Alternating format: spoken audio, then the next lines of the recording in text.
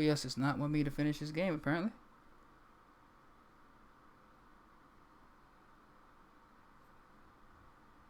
Let me see.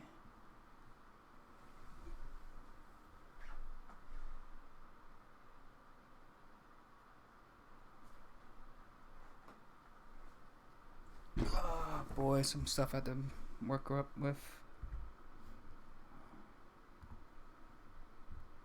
Yes, everything's still going. Oh boy.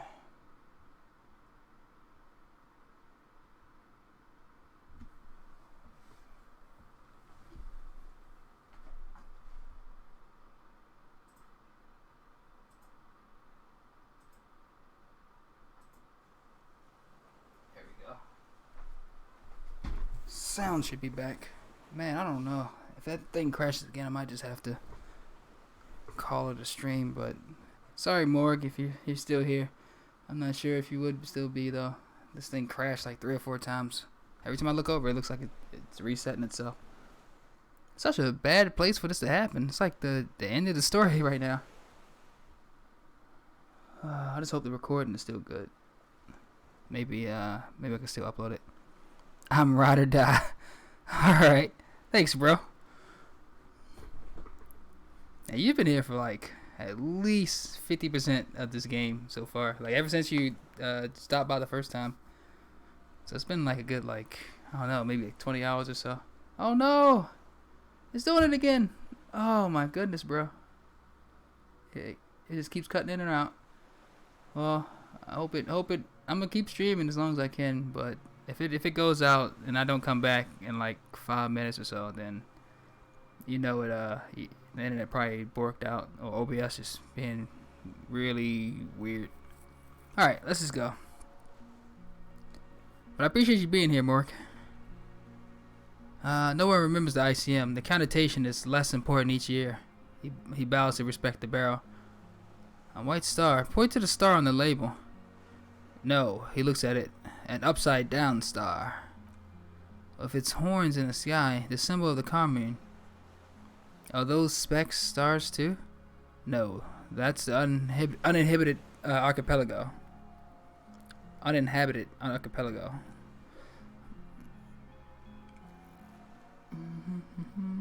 Looks old. What's it still doing here? After, he thinks, 44 years? That's not nearly enough to hide what happened here, Lieutenant. One of these barrels was still leaking fuel, as you saw. The city is full of things like this. Old bullets, guns, fuel. Finish the thought. Oh no. Error trying to save file procedure. Error when trying to read screenshot texture. Good lord, is everything exploding? Wow, bro. Even the game don't want to save itself. Let me see. There we go. Man, I gotta be careful. The OBS trying to explode. The game won't save itself. Should I look inside of here first? I don't know. I should probably get everything outside first, then go in. The little birch from the coin-operated viewer, still holding on. No way up. No way to get up there. The stairs are gone. Alright. So, oh, can I see that from here? Game will not be beaten. Yeah. The game beats you. Oh wait, do I have to go all the way down here? No, looks like I can't get down there just yet. Alright, let's go through here.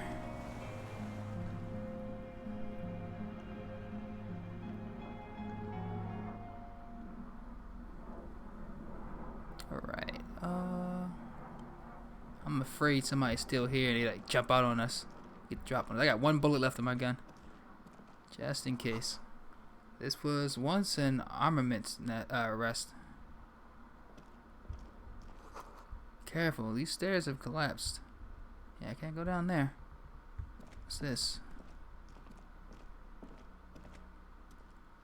An old cylindrical generator is nested above the ammo lift, with makeshift electrical wiring running out of its side and across the floor. The cables disappear into the wall to your right. The lieutenant puts his hand on the metal barrel, checking for warmth. It's cold now, he concludes, but someone has been maintaining it. The wiring has been repaired. Pour fuel in the tank. Where do these wires lead? He looks at the wall socket downstairs somewhere. What kind of generator is this? Liquid carbon. I would imagine it takes a mazout. He points to the open fuel cap on the side of the dynamo. The kind that's favored by vagrants and fuel thieves. It's been a long winter, long and cold. If anyone stayed here, they'd need a generator. Tap on the side. A hollow ring. The canister is empty. Dust falls from the generator and down into the ammo lift. What does this mean? A generator here? I don't know. I am not a philosopher. I meant to say, why is it here? Someone with basic electrical skills has restored it in order to keep the room warm. Maybe it's the fire guy. The wind outside picks up suddenly with a faint howl. Inside, it's warm. Should I pour some fuel into it? The lieutenant assists you, holding the canister up to the fuel tank as you tilt. Dark brown viscous fluid pours out and the room fills with a chemical smell. There's a red starter switch on the side of the cylinder and a start rope on the other side. The lieutenant flicks the switch, pull the rope. The workhorse start wakes the old generator up. The machine sputters like an old warhorse before settling down to a rattle. That should do it. Tap on the side. It should be, take us far from full, but there should be enough inside to keep it going for a day. Alright. Let's leave for now. I don't know why I did that, but it gave me the option to, so. Somebody had a bed here. Yeah, it's a whole... Oh, no. This must have been the rifle. There's a greasy oil spraying mattress in the corner, resting on piles of soft-covered books. White linen and a pillow are visible under a worn-out caracol blanket. Someone has been squatting here. Lieutenant inspects the bed. The linen is fresh, recently washed. How recently? You force the rest of the sentence out through pain, thick as molasses, no longer able to hear yourself speak. You know, officer, he looks at you with a touch of concern. You can rest here if you're feeling tired. I will keep watch. You can use some rest for what's ahead. Maybe a little shut-eye, just an hour. Go to sleep. You face the concrete wall. There's less light there. In the dark corner, like a dog, you lie there. You didn't realize how tired you were. Your body's still nowhere near healed. Curl up with your knees close to your chest. The blanket feels cold. The entire room does. Concrete and cold. Minutes pass. Half an hour maybe? The sounds of the sea beyond grow distant. Your eyelids close until... You feel yourself standing up in the darkness, right next to the mattress. Slowly the world begins to hatch from the blackness. It's evening. Oh boy! Incoming feels. Oh no.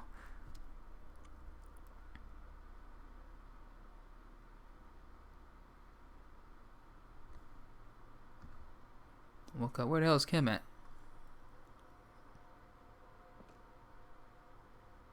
Oh, Kim. Okay. Oh, this might be Dream World time.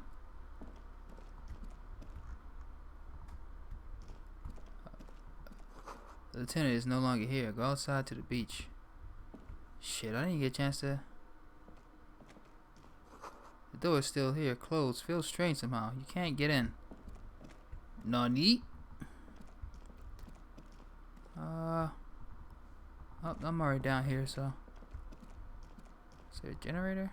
Oh, there's a door out here. Let me go out here.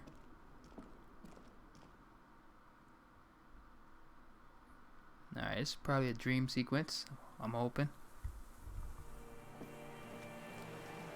They don't even tell me what time it is. Kim! Where are you, boy?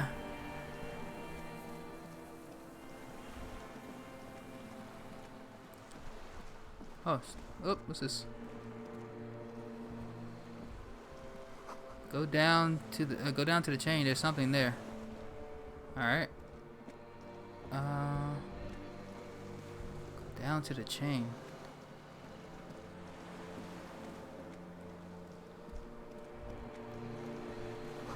Walk into the water now. Dude, what the hell?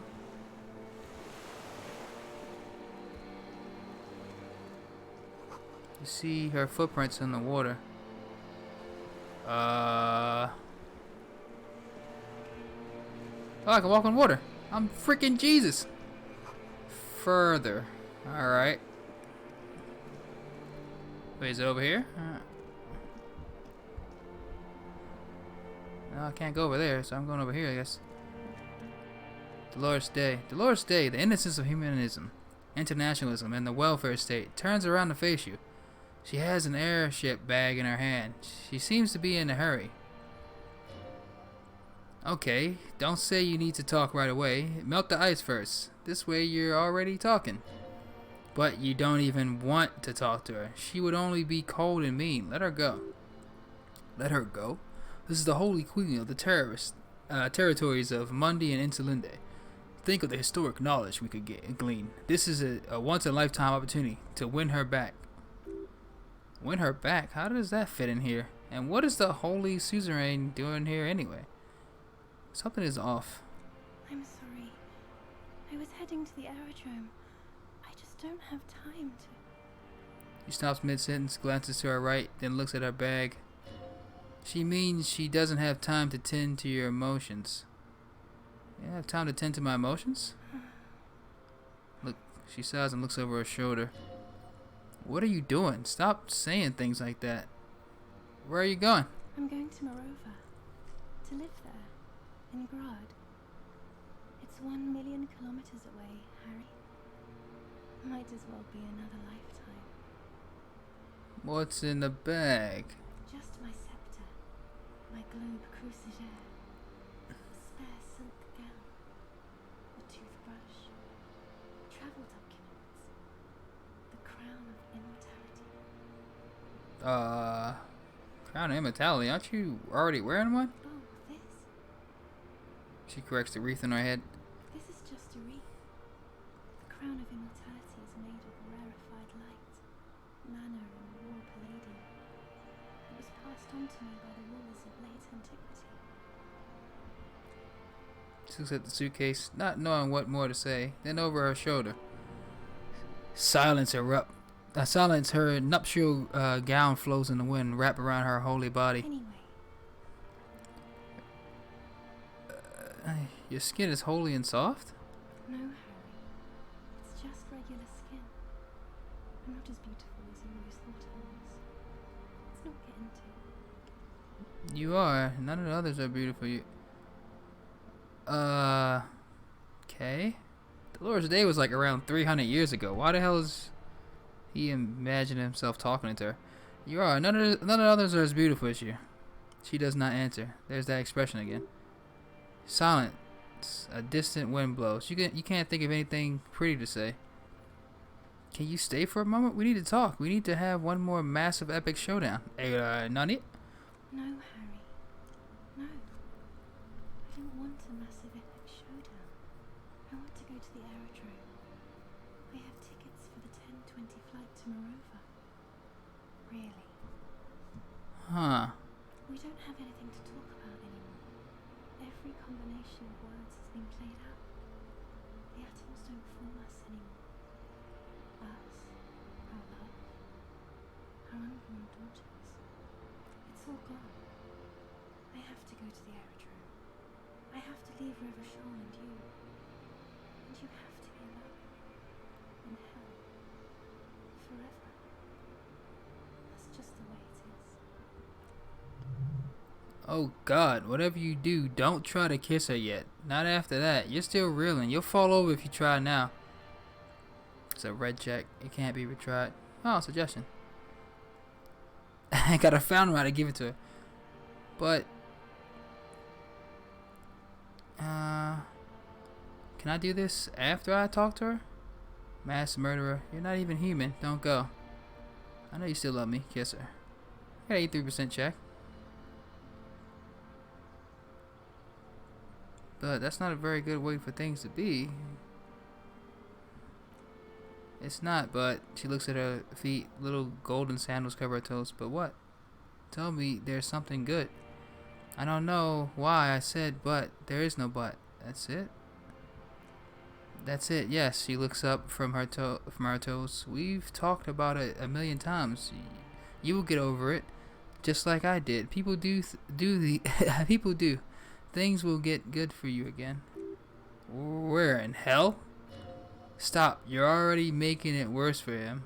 You're only making it worse for him. You never help with anything. Oh damn. Good for me. Where in fucking hell? I'm not getting over it all. You're right. I don't even remember who you are anymore. Maybe I think I reached the end of my investigation. It's not. I'm not getting over it at all. Hmm. Hmm.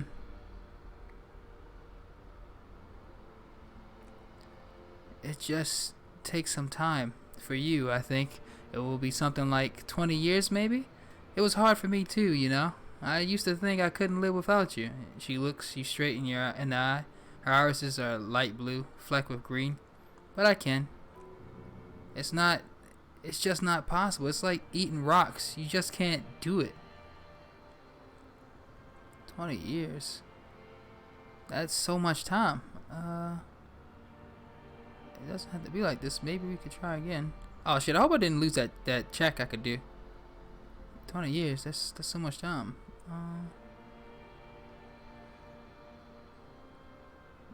Yeah, 20 years is too much time, bro. Yes, it only took me 1 year, maybe 2. She smiles and wipes her brow in relief. Whew. So you felt that way once, that you cannot live without me. Yes, but the time is gone now. So very gone. It's like eating rocks. There's a silence. She looks at you, then over her shoulder, then corrects the wreath on the dome of her forehead. As you talk, it feels like chewing on gravel, granite, steel bars. Okay, then super okay. I still have other things I need to know.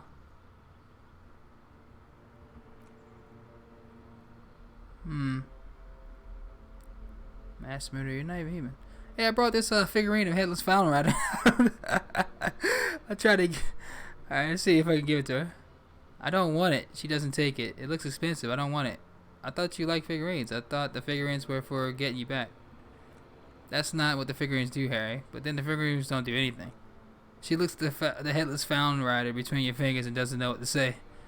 The figurines don't do anything. Anything at all? But I thought the historic figure she had... She liked war games and figurines. Yes, I thought it would be good. Yeah, man. That's a whole $2 goddamn. You owe me some money. I was supposed to give this to you for whatever reason, and now you don't want them? A form of communication where words have failed? Yes. It was a good idea, but she felt obligated by the Headless Fountain Rider to give you things in return, things she no longer wants to give you. So she refused. That's how it goes. Your figurine rider idea was naive. Okay, I won't give you things then. Well, at least I completed that task, got some experience. I didn't ask for things. It's too late to give me anything. I would have liked the Headless Fountain Rider back then. Alright, let's try this red check. My luck has not been going well with these checks. Like, I failed 2 83%ers and 2 92% checks. So, let me see. It should go good, right? Oh, thank God.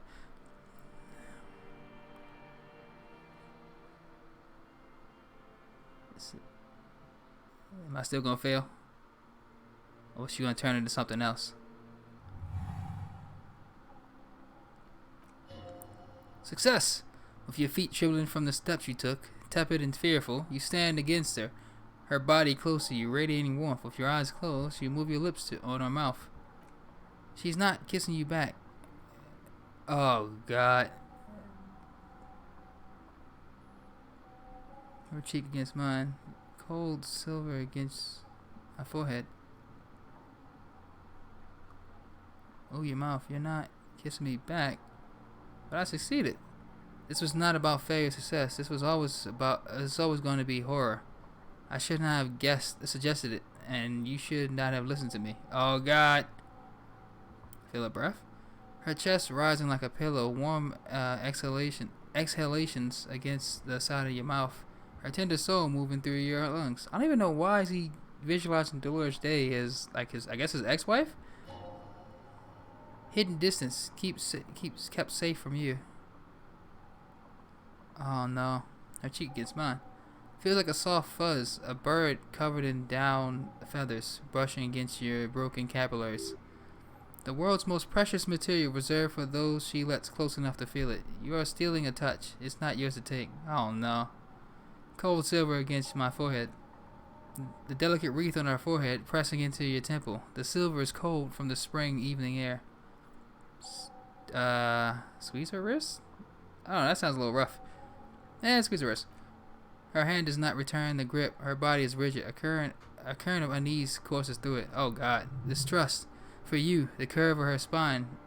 Her shoulders hunched. She keeps herself stiff. Her center guarded from your emotions. Unresponsible to your guidance. Move your mouth?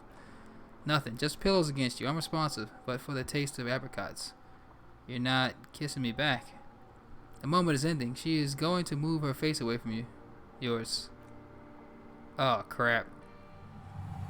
Well. That was awkward. I shaved and everything, bruh. Trying hard not to look at you when she withdrew and you held on to her hand, she tried not to look at your face and see the expression there.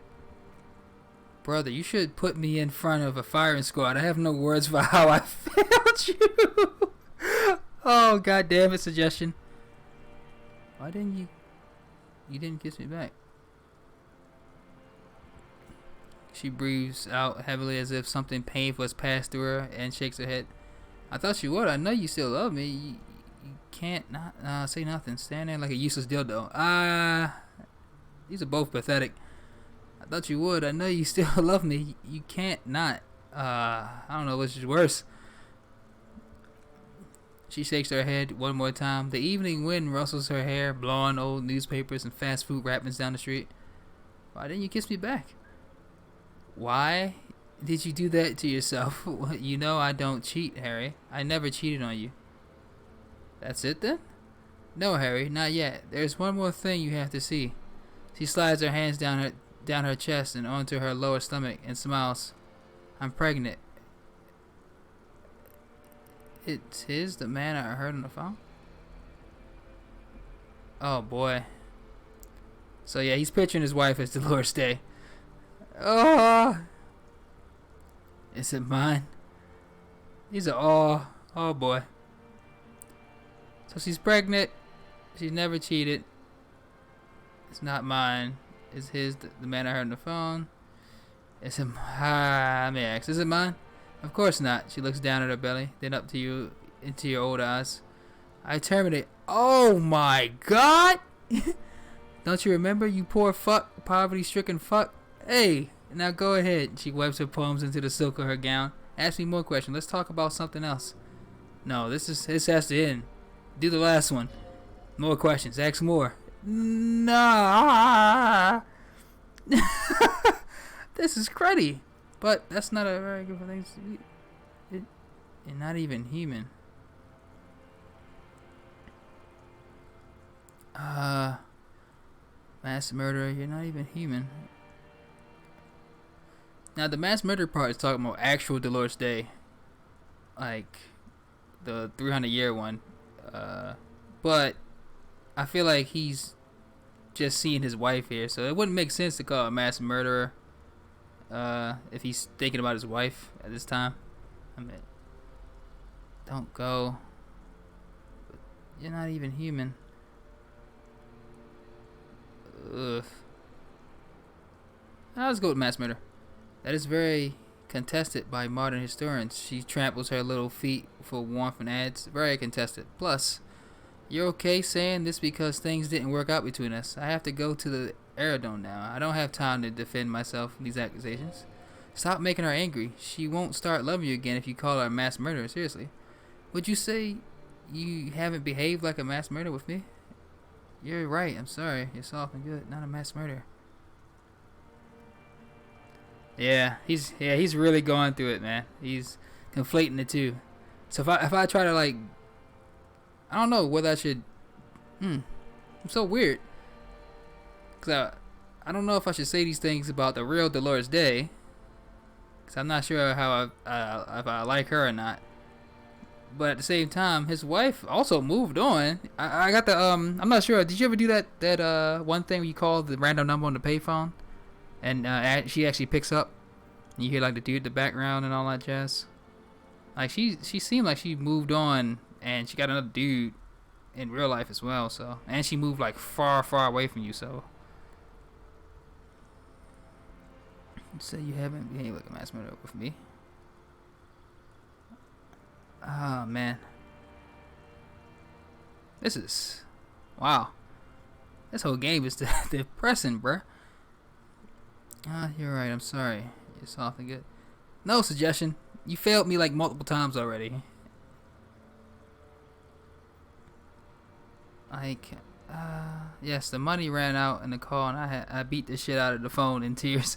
All right, same here. Like I ran out of words, and then I tried to call it back again, but Volition told me not to. It was like, bro, don't do it. You're gonna get hurt again. So I was like, all right, I'll stop. Cause it was just getting depressing, bro. It's really depressing. Would you say you haven't behaved like a mass murderer with me? Bro, I don't even care no more. You were very bad to me too. Alright, she stops. We've talked about it like 7 million times now. I don't want to do that anymore. You're not even human? She shakes her head. I am actually very ordinary, Harry. Below this gown and wreath, I have an ordinary soul and ordinary thoughts. The only thing inhuman about me is this. She looks around. This thing you've made me into. I'm sorry for saying so, but I just hate it. What is this? This is so far gone, Harry. I don't even... Okay, I'm not gonna push it. I have... You had glowing... You know, you're special. You had glowing lungs.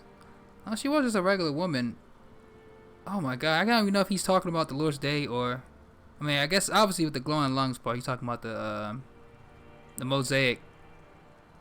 She had literal glowing lungs on the mosaic picture in the glass. I'm not even sure if he's talking about his wife at this point or... and this is why you lose morale when you think you have kids because of the abortion. Oh god, she did have abortion. Wow. Jesus Christ, what the hell happened? Oh, you're special. You had glowing lungs. My lungs do not glow, Harry. I am just like all the others. None of us have glowing lungs. Stop making me into some kind of... I forgive you. I forgive you that you're pregnant. I can deal with it. No. I can still make your lungs glow. I know if you only let me. You're right. You don't have glowing lungs. You don't deserve them. But then this is all meaningless. It is, and it's making me late for my beautiful, beautiful flight to Mirova. Far, far away from you and Ravishel. A warm gust wraps around her waist and between her thighs. All the roads will miss her footsteps when she's gone from here. Completely different world. I miss you so much. I want to go back to a completely different world to see through world with you. The see-through world with you. Huh. I'm sorry.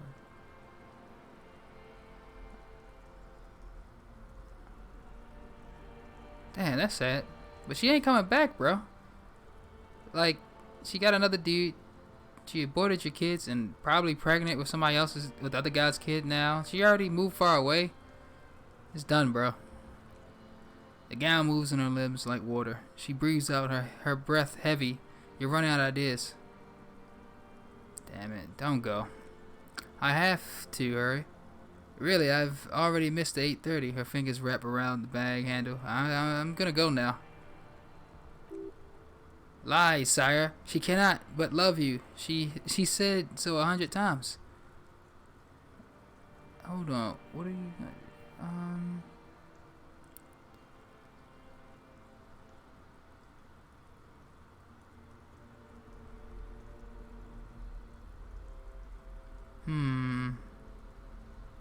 Wait, can't we sit down and have a coffee first? There's a cafeteria in the corner, point east. Hold on, what are you going to do in Morova? You don't want me to let you go. Not really. You asked me not to. Huh. That was someone else. I betrayed her, overrode her, and I'm happy for it. And I'm really going now. The time is up. I must be on that 10:12 flight. She turns. No, will we ever? No, no. Yes, will we ever see you? Will we ever see you again? I won't. I won't see you, but you will see me. How can that be? Oh, Harry, this is a dream, can't you see? I'm already in Morova by now. Who knows how long ago this happened? She looks around. A year, 2, 5 years ago? How will I see you again then? Right here, tomorrow night. Once this dream starts happening, it keeps happening 3 times a week at least. And Harry, it really, really looks like it started happening again. There's the video rental. I'm suffocatingly beautiful and young, and I smell a tutti fruity chewing gum like I did that time when I asked you for forgiveness after leaving you the first time so long ago. Well, this is intolerably bad. God damn. Oh yes, this is real darkness. It's not death or war or child molestation. Real darkness has love for a face. The first death is in the heart, Harry. See you tomorrow. Oh, that's cruddy. Now I see why you became an alcoholic, Harry. But I'm getting you on the right path, bro. I'm gonna clean your face up. No drugs for you. You became a mediocre cop. Well, not mediocre, but generic cop. A damn good one at that. Woke up. Oh, God. How long did you sleep for? Yeah, poor Harry, bruh. This is just sad. You're up quick. How was your sleep? Let's solve this fucking game. My sleep was deep and invigorating. Try to cover up the blood seeping out of your hands. Actually, it was total nice. You can't swallow the blood and conclude. Let's comb the entire island, centimeter by centimeter. That's the next step in the task chain. Just spit out the blood and get back to work. You're badass like that. Yeah, I'm a badass. Okay, he replied simply. He's still worried. You must really thrash and squeal in your sleep. Now I'm a badass. Alright, researching this island. Books, mostly fantastique and historical fiction. Dishes stained with sauce and fire. A survivor's kitchen. Let's do everything but the gun just yet. A moth-bitten bedsheet keeps the wind out. Dang, man, this is depressing. You see candles planted on a broken rangefinder. Oh, that's just a, what you call it? I thought it was a rifle. What's this? Books he read? You sat here? Reading materials. Books and magazines lie scattered on the floor and on a makeshift cupboard. They are not particularly well organized. Sift through them. Most are soft colors, serialized fantastique and detective stories from the 20s and 30s. This disparate digest includes the classic animal adventures. I love animal adventures. Among what is mostly commercial fiction and serialized story, you find a magazine, cathodic, with electrical engineering. Then it's back to pulp, light erotica, and international thriller about circuit benders. Someone's made themselves home. The lieutenant inspects the hardcover. Does anything stand out unusual? Conceptualization. Heroic. Not yet. I only got an 8% chance right now. My conceptualization is horrible. Actually, I can probably put on some clothes real quick.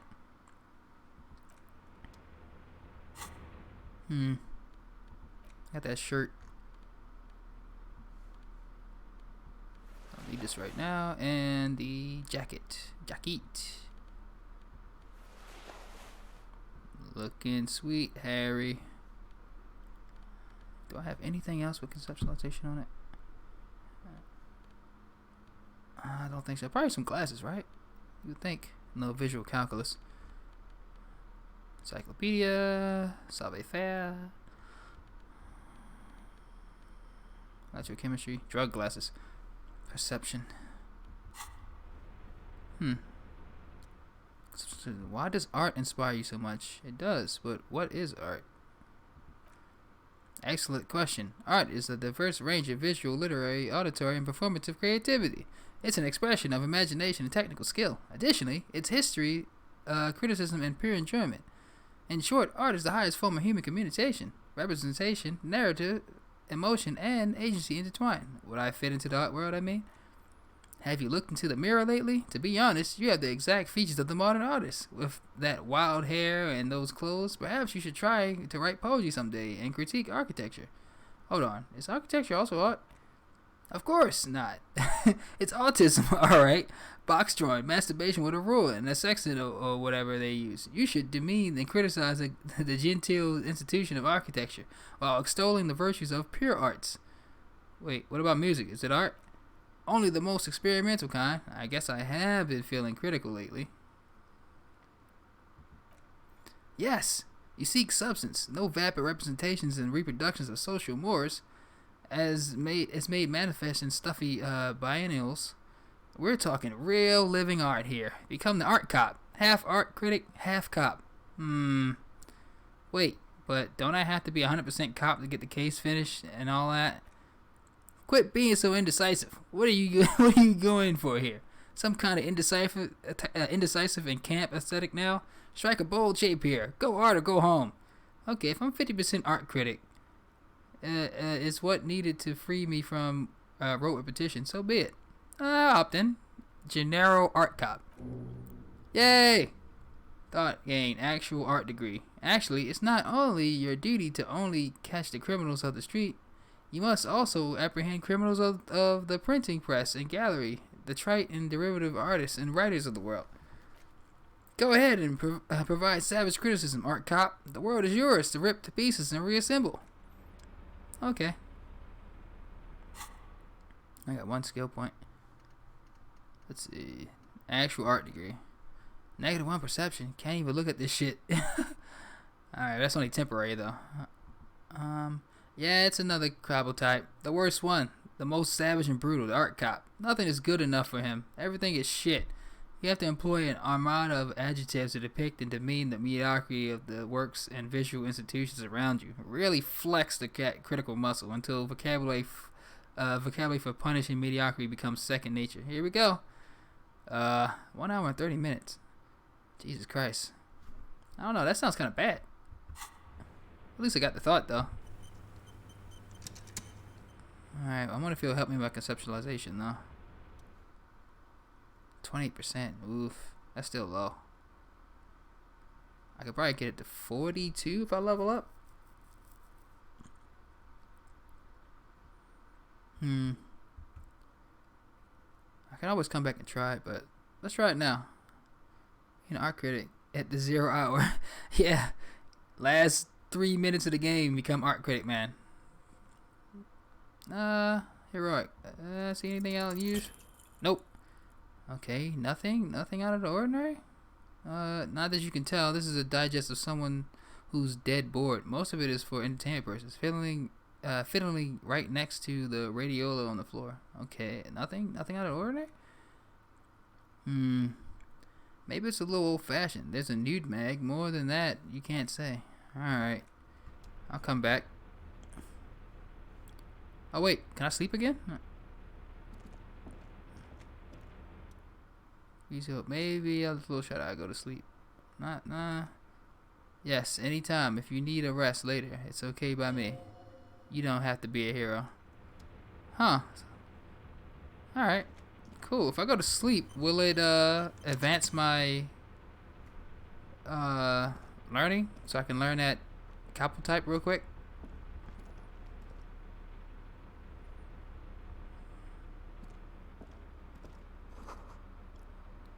This great blast must weigh over 10 tons. Rust peels off. I'll save it here. This gets need to come back. It should. Yeah, I think I might want to. I don't know. How much XP do I have? That's the thing. I wonder if this gives me like extra conceptualization, so I can look at that thing to see if it finds out anything. Let's see. Actual art degree.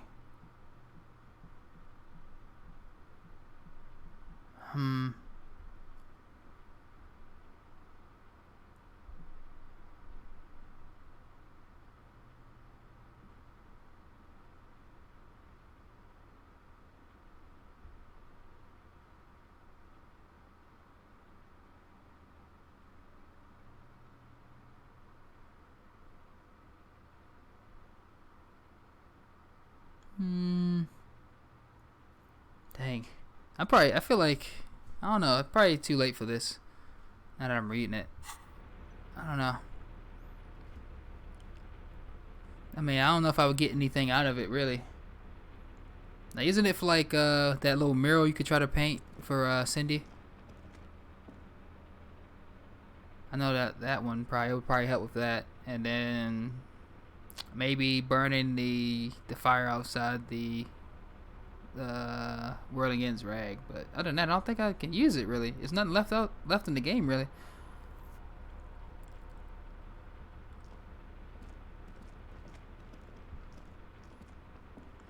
I think I could probably level up my what is it?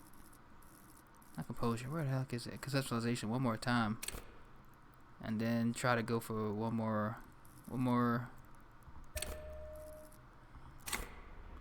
Yeah, don't kill yourself with cobbletites. You're at the end.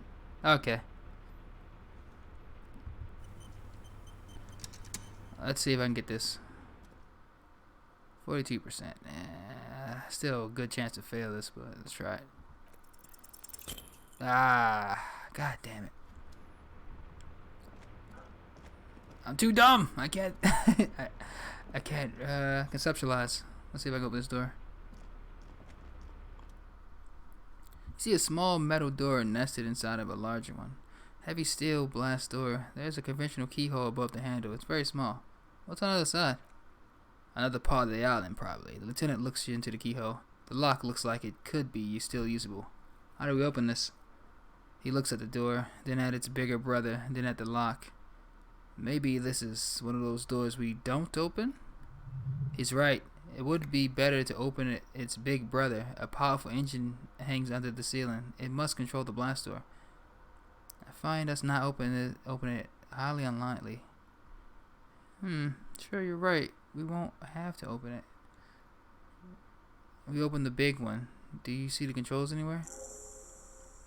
I think there's a console just southeast. He shuffles his feet to stay warm. Let's look around. Getting the blast door open seems like the best plan. Alright. Yeah. It's not much left to do anyways. Alright, let's put my other clothes back on. Put this armor on just in case I get shot at again.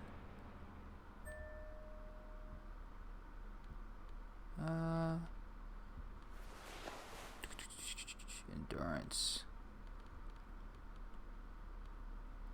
Empathy, hand-eye coordination back on. I think this is good. I'm gonna get logic, authority. Yeah, I think I'm good. Some more authority.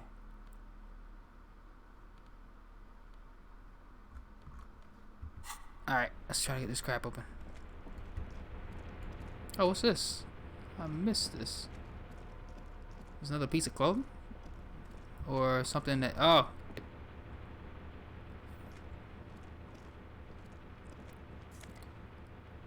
A found arrow or shirt. Hand-eye coordination. Wow. I think I got the full found set now. Got the gloves. Shirt, hand-eye coordination. Paint industrial. I already got a lot of volition. Let's do some more hand-eye coordination just in case. Yeah, I'm the best. Totally don't look like a homeless man. Alright, let's go down here and see these blast doors open and see who's the killer.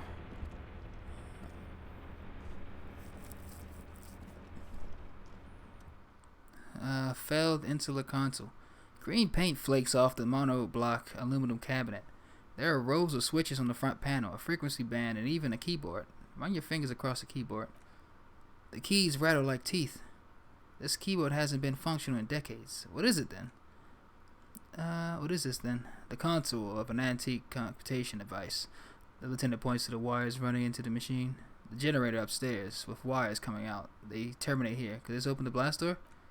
I think yes. Let's see. He points to the emergency down switch. That one. The emergency open. Turn emergency open. Light interior. Slide. Radio dial. Alright.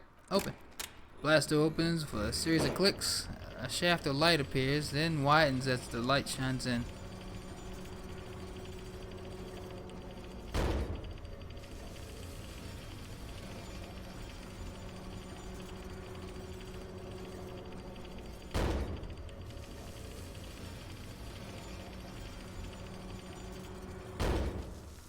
Yay.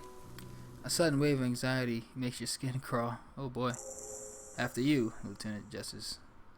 What's there? Point to the door. I don't know. A thin wisp of smoke rises from a charred black fire brick. The wind picks up, then dies down again. Oh boy. I'm scared, but I'm not gonna tell Kim that. I'm not gonna get him scared either.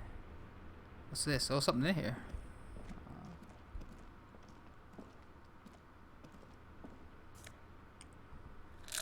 Yeah. Something's gonna hurt me for real. Actually, can I go outside? The hatch jams shut. Water rushes below. Far down below. See if I can go out here. Just real quick, check out this island. Then go through the blast doors. Gotta be thorough.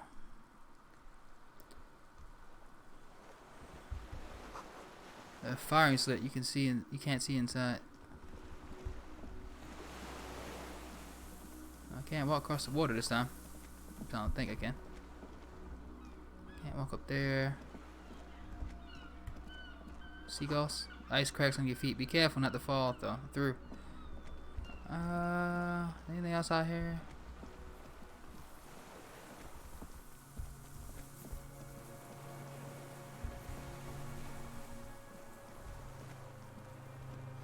The pain in your pelvis makes you wince. Then you continue. Oh boy, I hope I don't die or nothing. Inside of the fortress, you make out the console and blast door.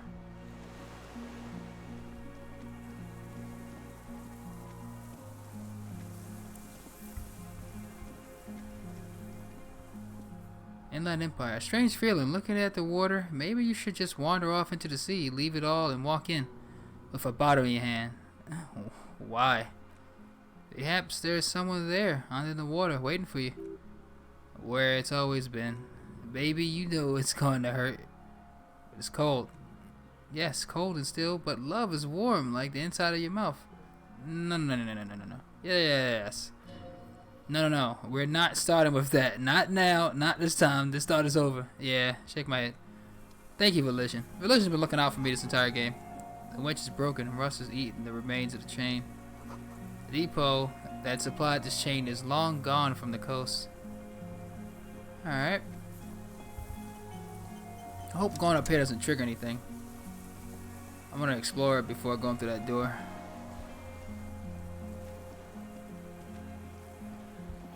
Oh, yes. Oh, that's where you get the fuel from, I guess, if I didn't have it. Get out the way, Kitsuragi. Some fuel. Oh, man. 13 bucks. A weathered artillery map showing coordinates in the Bay River show. This must be medicine. No medicine cabinet, newly stocked with Dramamine. What's this, a map? There's a rain-soaked mattress on a concrete slab, only half covered by the crumbly roof. At the head of it, double embrasures, firing slits like two eyes in a wall. This looks like a good place to aim from. The lieutenant looks around. He steps closer with his hand on his gun. Inspect the mattress. A single-person mattress, modern civilian use, brand name Marjorie. There is a fuel stain on the cover, along with cigarette burns, and an empty can of beans on the ground next to it, filled the brim with cigarette butts. Pick one out of the can. The silhouette of a tobacco picker adorns the paper filter. The brand Tio Martiri. I saw the same brand of cigarettes extinguished in Land's End, points west. Could be coincidence or the same person has visited Land's End. He looks around. Here. I didn't see any signs of smoke inside though. If people live here, they keep it tidy. This here may also be a smoking spot. Inspect the wall. There's firing slit in the walls. I had to touch the concrete first. Quite old and grimy from years without cleaning by anything other than the rain. Look through the hole in the concrete. The spring screeches. You lean on the mattress and crank your neck to look out. Trepidation, the tingling feeling in your stomach. A small piece of Martinez coastline opens up. Oh shit, son. A small piece of Martinez coastline opens up in the square in front of you, like a tiny landscape pointing 1 kilometer across the water. The ruins look familiar. On the left, a towering skyscraper. Its its top floor is shaved off by artillery fire. Cape Side Apartments, Rue de Saint Ghislaine, 33A and 33B. On the right.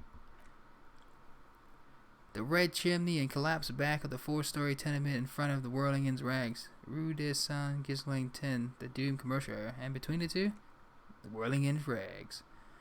The box-shaped silhouette of the Whirling Inns Rags. Its sloped roof, a tiny fleck of light catches your eye in the on the rooftop.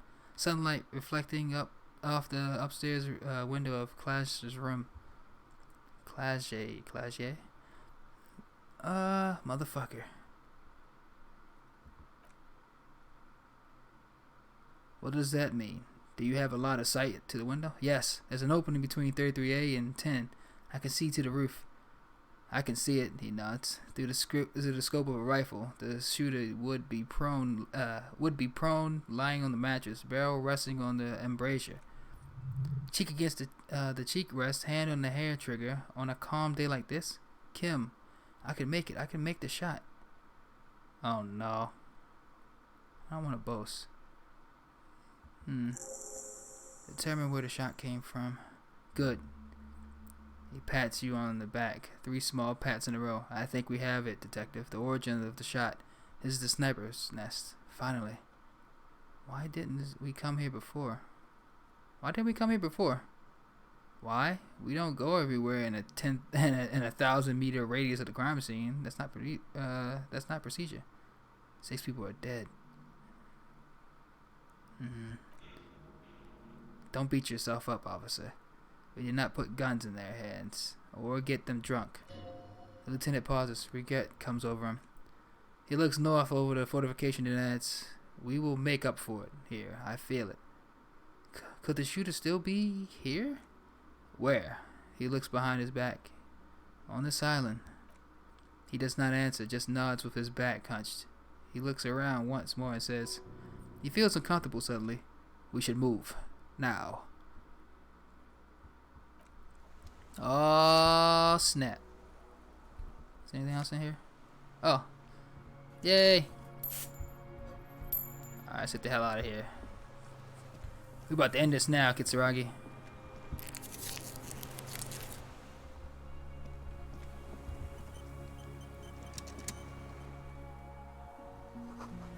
Feel eyes on your back. Someone's watching, but you can't say where. I hope it really is somebody here, and I hope really somebody else really did shoot it. I was having like a, in the back of my mind, I was thinking like, maybe you, must be in a direct hit to make such a huge chunk. I was thinking in the back of my mind that somehow you were the killer and you just forgot. And then you shot it, but I don't know why. Because they said you were here before the murder even started. And, you know, she was trying to paint, Ruby was trying to paint you as like a corrupt cop. And I was like, oh no. What if your cop buddies wanted you to take somebody out to start a riot or something, or do something crazy, and then you just don't remember because that's what they wanted. I don't know. That's a crazy theory or whatever, but I hope it's not true. Of a high Inland Empire score. Oh dang. They'll probably just say you're crazy. Oh no. No, in this game they probably would go through with it and like have like a little ending or something. But yeah, alright, let's see. Who's behind this door? Actually, let me take my gun out. Because I'm right-handed. Let's do this. If anybody's here to get shot in the neck with 1 bullet. Kim got a bullet too, so just in case I miss. Alright, can I go back here? No. Deflated tire. What's this? A rubber dinghy. It's deflated, broken. Making sure it's nothing. Oh, this is where we came from. Just making sure. Uh-oh. Oh, so it is a killer. Some old guy. Is there anything else around him? Hold on, give me a second, I'm gonna check everything. Nope, nothing. Alright, Kim, let's do this shit. He's got the rifle in his hand and everything. Case closed. Book him. Who the hell are you, old man? An old man wearing tracksuit trousers leans on the frame stock of his rifle. He gathers a big ball of spit in his mouth, then spits it out in the extinguished fire before him. He raises his black eyes, hooded by creased eyelids, to meet yours. Unclouded by cataracts, his eyesight is sharp. He's practically tearing up from spite. Hatred got the best of him a long time ago. This man hates everything. Are you the fire guy? Oh, what now? I can't hear you. Did you recently tell two kids to put out their fire? Two twins? I may have. All sorts of little rats have come sniffing around trying to give up the position. Oh no. Don't tell me this dude's just like, thinks the war's still going on or some shit, and doing his best to take down people or some. And his name is the Deserter, so. And he's on this war island, and he got old war guns. I'm not sure. The position sounds like a hiding place. Fire guy, regressive bourgeoisie henchman, can't even talk like a grown-up. You've retained your eyesight. My eyesight, yes, helps me see all this shit. A shudder of disgust passes his left side. His right side remains motionless. Oh man, I hope I put the armor back on. Did you close the blast door? I did. And you opened it. How? I feel the generator, then use the console. I should have burned that console down. He shakes his head. How did you know I was coming? Reactionary rock and roll music playing on the water. Oh yeah. About that. Told you we shouldn't play sad FM. Hey man, it was cool and cinematic. But you didn't say that, Kim. It was not rock and roll, it was sad FM. That was not reactionary, it was cool. The fascists were right about rock and roll. It is degenerate, hip gyrating mental illness music. Nice gun you got there, buddy. It's not nice, it's a piece of shit. Gets the job done. Is that a Bell McGrave? It's a Dragon 446. A Sumerian rifle? How did you get hold of one? It was sent to us by our brothers in the Xinyao commune. Military aid. Pass the rifle. It stays true it stays true to him. He can still make it sing. The Hins Yao commune? You heard me. It's good now. Like chalk wiped from a board. His gaze turns inwards. Your weapon has stayed true to you. Mine has stayed true to me too. Show him the gun in your hand. Why would I do that?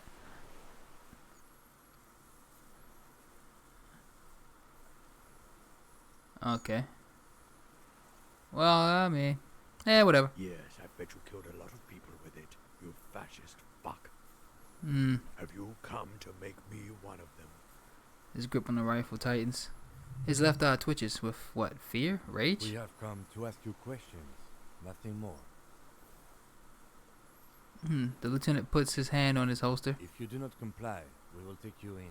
Do you understand? Another spitball lands in ashes. That's all the answer he gives. The danger levels here are hard to read. One moment he's a fire, the next a fire gone out. Sir, I need you to proceed. Sorry for disturbing you. You just dip. Sir, I need you to put your gun down. I need you to put down that gun so we can talk further. We're the police. I'm the police. You can keep that. You can keep the gun, but keep it down. Not one move. Nah, I'm gonna need you to put the fucking gun down, bro. I ain't trying to get Kim shot. The lieutenant pulls his pistol from the holster. You're a glorified night watchman. This is a service rifle. I can only lay it down for an enemy commander of corresponding rank. Damn it, I know I should put my 30 hat on. You're glorified.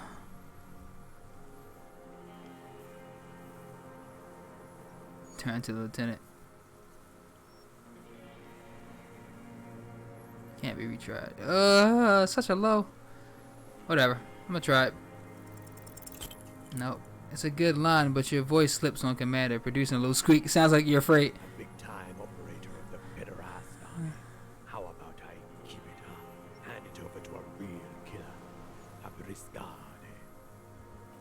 The lieutenant aims his pistol square at the man's forehead. Put it down now, sir. Or you're going to blow my brains out before you question me. To hell with it. It's a walking stick anyway. It's out of bullets. The old man lays the rifle down carelessly, then looks at it lying there. Thank you, Kim. You're a G. Like an amputated limb in the sand. Pick up the gun lying in his hand. His gaze follows your motions. The rifle feels surprisingly light in your hand. Frames stocked and patched in places with tape and wire. Still warm from the parched hands, not the metal. The metal is ice cold. This weapon has been modified several times. Inspect it closer.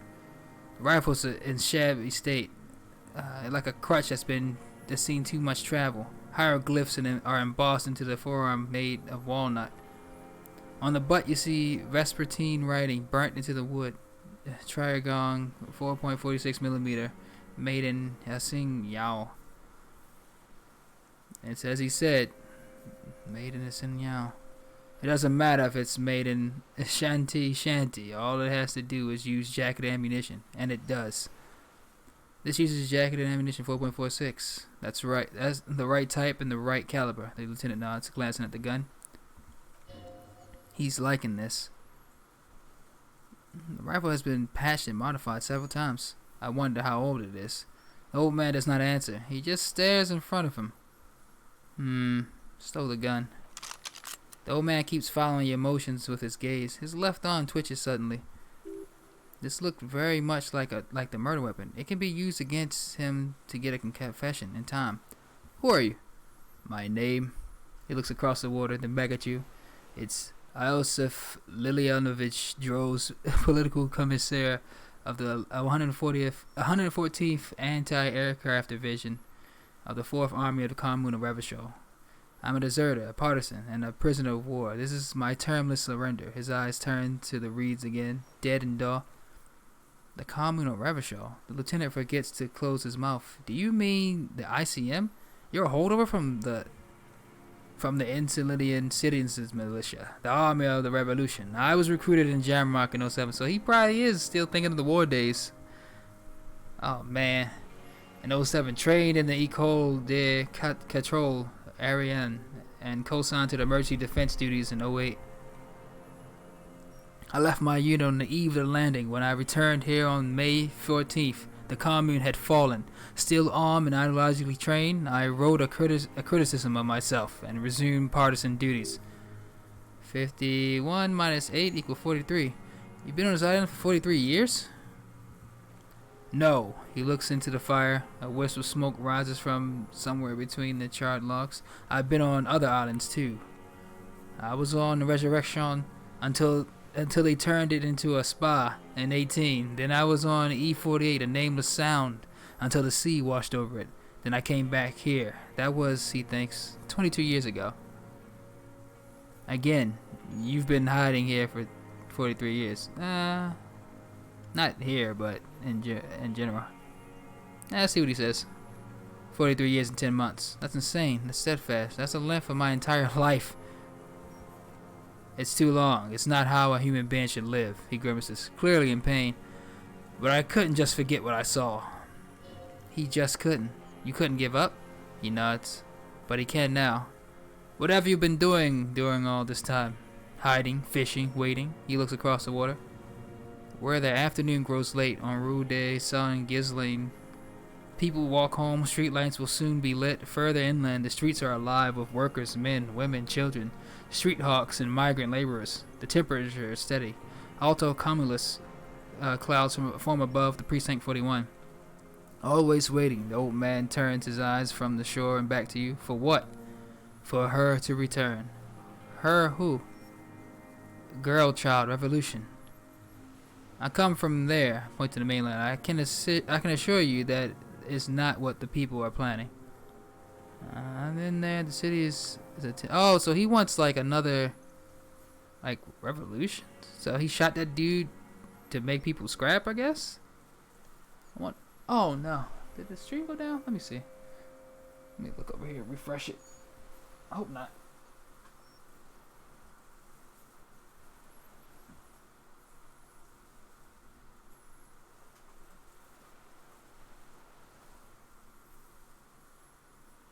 Okay. Whew, thank goodness the stream's still up. Ay. Freaking OBS got me paranoid. I've been there. The Cindy's a tinderbox. It may still happen. I've seen it. Shake your head. Capital is too powerful. The rich are well organized.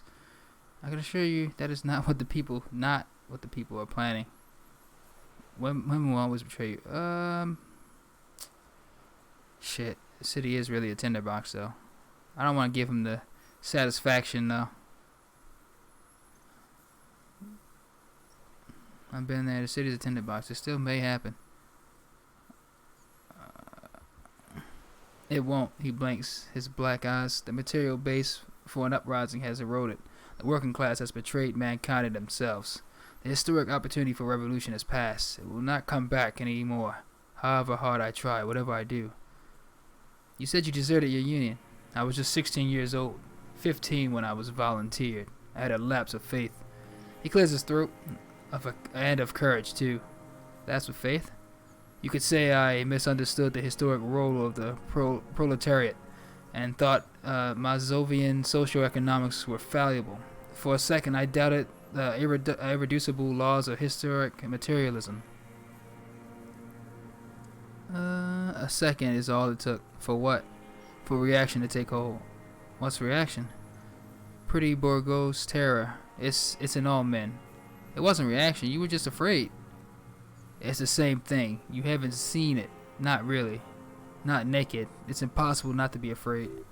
It remains unclear what it is. He makes leaps he doesn't expect you to follow. And this was when. The lieutenant instinctively looks to his notebook, but does not take it out. May the 13th, 08, 44 years ago. He looks north. The horizon was black with coalition airships. Their petroleum rose to the sky, and it looked like it formed the clouds, storm clouds. When they started shelling, it was dark magic. Dark magic. The combined might of international capital all at once, all the greed and terror in the world, tore into Ravishall. It lifted streets from the ground and turned houses into ghosts. We were in the flag tower. His gestures toward it. Huddled on the floor, the artillery was 80 kilometers away in ozone. But I knew the common would fall. We would all be turned into ash. So I said I was going to the map room. He looks east. What then? I ran. I climbed the chain link across the water and hid inland. In the bunkers on the ground, like the weakest of the weak. A mouse, frightened of the ordnance all night, and the sound of the rotors in the morning, whirring.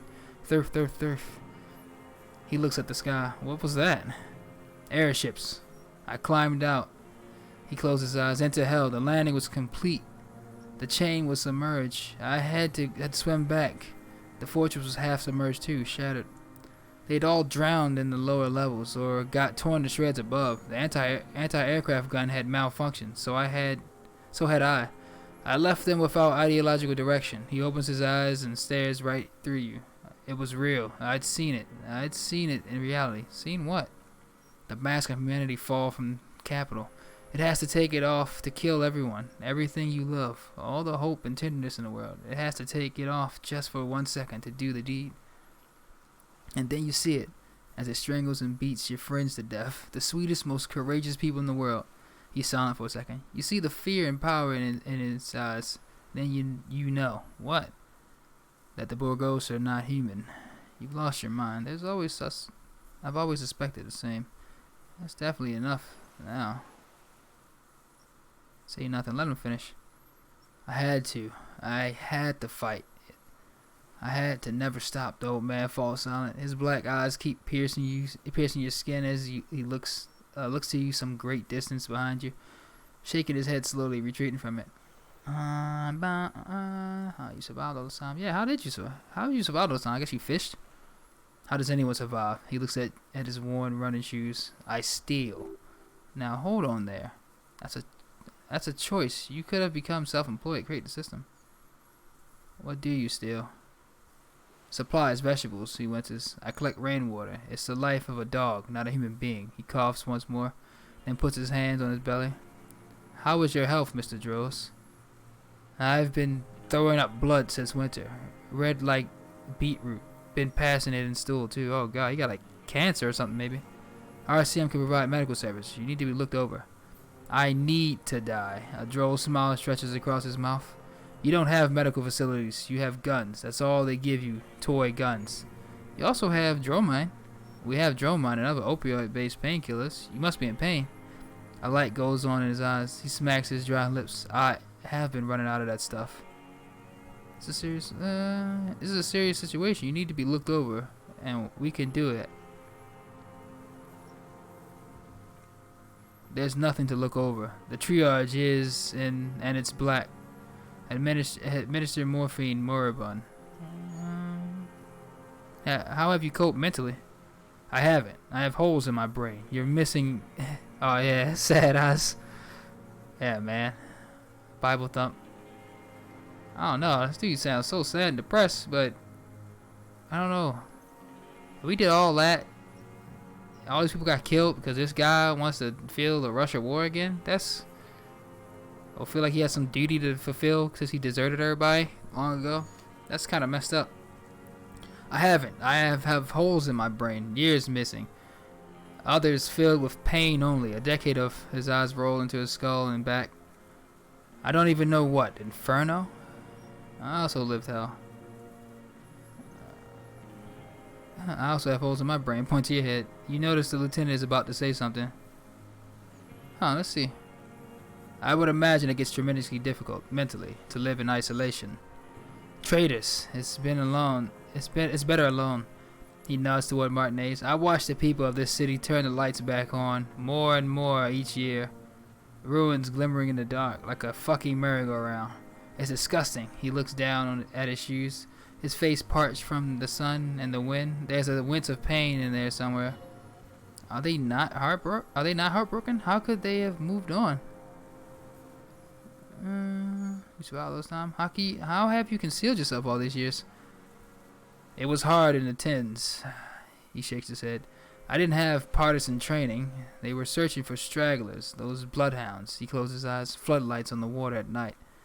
There were posters, campaigns. We communards still hoped, and they needed to snuff that hope out. The East capitulated. Martinez and Coal City were turned to dust. He looked south. But Jamrock, Freiburg, even Curon, and Boogie Street, of course. Those fucking Kips had Mazov coursing through their veins. And others, too. Some cordons of Revachol were still fighting. There were cells. I tried to contact them. He shakes his head. Soon, they all went silent. The frequency's dead. How did you get between here and the mainland? At night, I used a dinghy. He nods toward the deflated tire and the reeds. I only went after dark then. When I got to the city, I stayed underground, patrols. You lot. The commons, too. They'd start snitching. In the city, you moved on the ground? From bunker to bunker. Head nods. Not anymore. No one cares now. I don't even have to hide. They think I'm another antisocial vagrant. I could walk straight into that town if I wanted. He falls silent, his gaze fixed on the shacks huddled together across the water. Weapons and cash under the... why don't you just walk there? I don't want to. They're all traitors, pigs, rabbits, and dogs. Men without ideals are only animals. He does not want to see life moving on. People forgetting, drinking, laughing. The weapons cache under the St. Gilles 22B, point to it, in the basement. Have you been there? He looks at you. He then pulls the raincoat tighter around his neck. So you finally found it. There must have been a small squadron's worth of arms in there. Belle Magraves, right? They were. They were damaged beyond use. I know. So you've been there. Sleeping, he coughs. Some nights, ammo scrounging on others. Those Magraves were shit even before they corroded. Some had bullets in the chamber, however. It's a small bunker under the Fell building. Have you stayed there? The propaganda bunker, he coughs. I used to, but not anymore. Damn, so the signs were in our face all this time. But we didn't we didn't connect it to the murder. There's no way to, really. Propaganda bunker? They stored leaflets there, broadcasting equipment too, made broadcasts. I think propaganda officers. I buried them there with their leaflets. They killed themselves, 2 young boys. Killed themselves? A lot of our boys did. I spent some winters there, never liked it.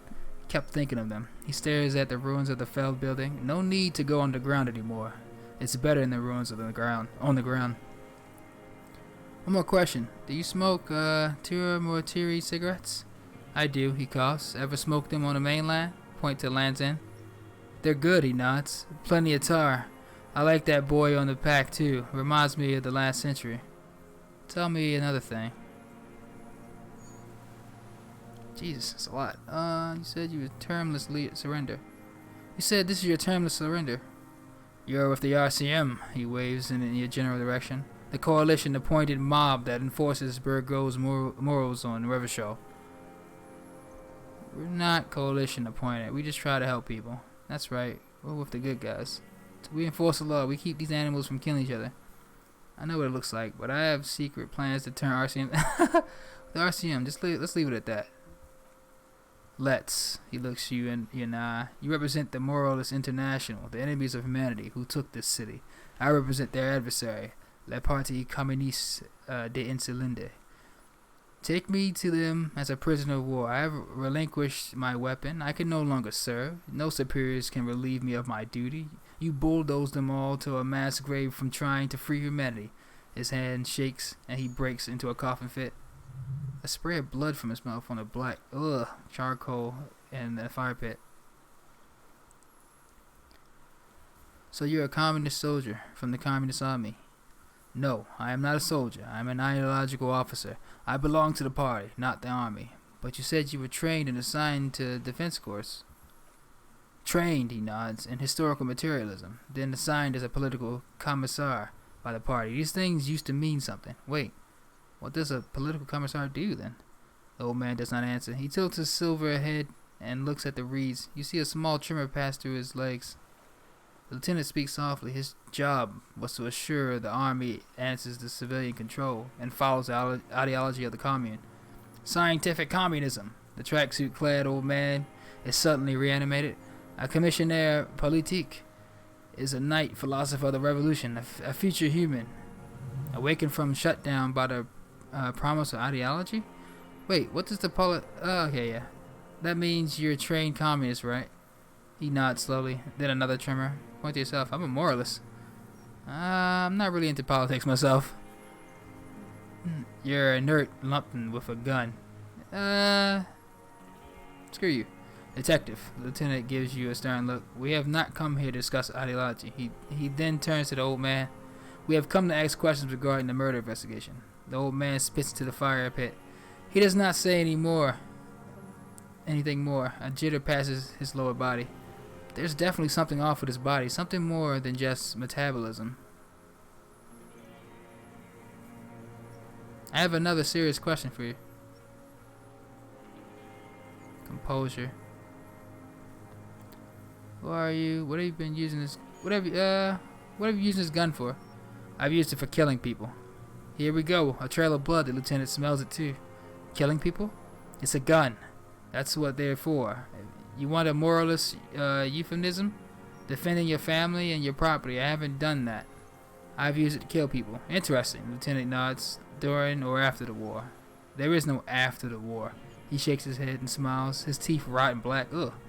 Class war is never over. So he's continuing killing after hostilities ended. Okay. This is it. You can feel it. Like battery acid on the tip of your tongue. Something you haven't felt in a while, but what? This is what you live for. This is the shit. The great serotonin jackpot. The solution. Go in straight. No euphemism. He doesn't like those. No. Be careful now. Slow and steady does it. Make him repeat it first. Who should I believe? Don't mess this up. Remember, he wants to tell you. Get personal. So you're saying you kill people after acting fighting stop? Did you use that gun to shoot and kill Colonel of this? Damn, everybody told me something kind of different. Rhetoric, going straight, no euphemisms. Hand-eye coordination. No. Slow and steady does it. Make him repeat it first. Don't mess this up. Remember, he wants to tell you. Get personal. My hand-eye coordination is like the best thing I have. Like it's higher than all of my thing. Rhetoric is close second. Wait, so which one do I say then? Nothing comes to you. Silence. His black eyes look at you. And in them a chill. What? Spine crawling into your skull. What? All is not as it seems. Detective, Lieutenant turns to you with disguised impatient. Oh man, all is not what it seems. So you're saying you kill people after active fighting style? I know you want to tell me. Have you killed anyone with that gun in the last week or two?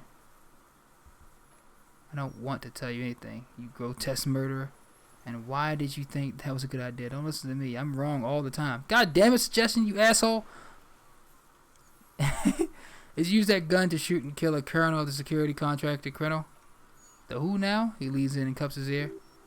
He heard you. He just wants to hear you say it again. This is a dramatic flair on his part. Right choice. We're in it. We're in. Do it, sire. The corpse in ceramic armor hanging behind the whirling is rag. Did you shoot him? The fascist death squad who took a bullet in the mouth. My choice. His name was Letty. He was part of the security detail at Martinez. A beautiful, strong man sent here by the honorable private military. You know what I mean.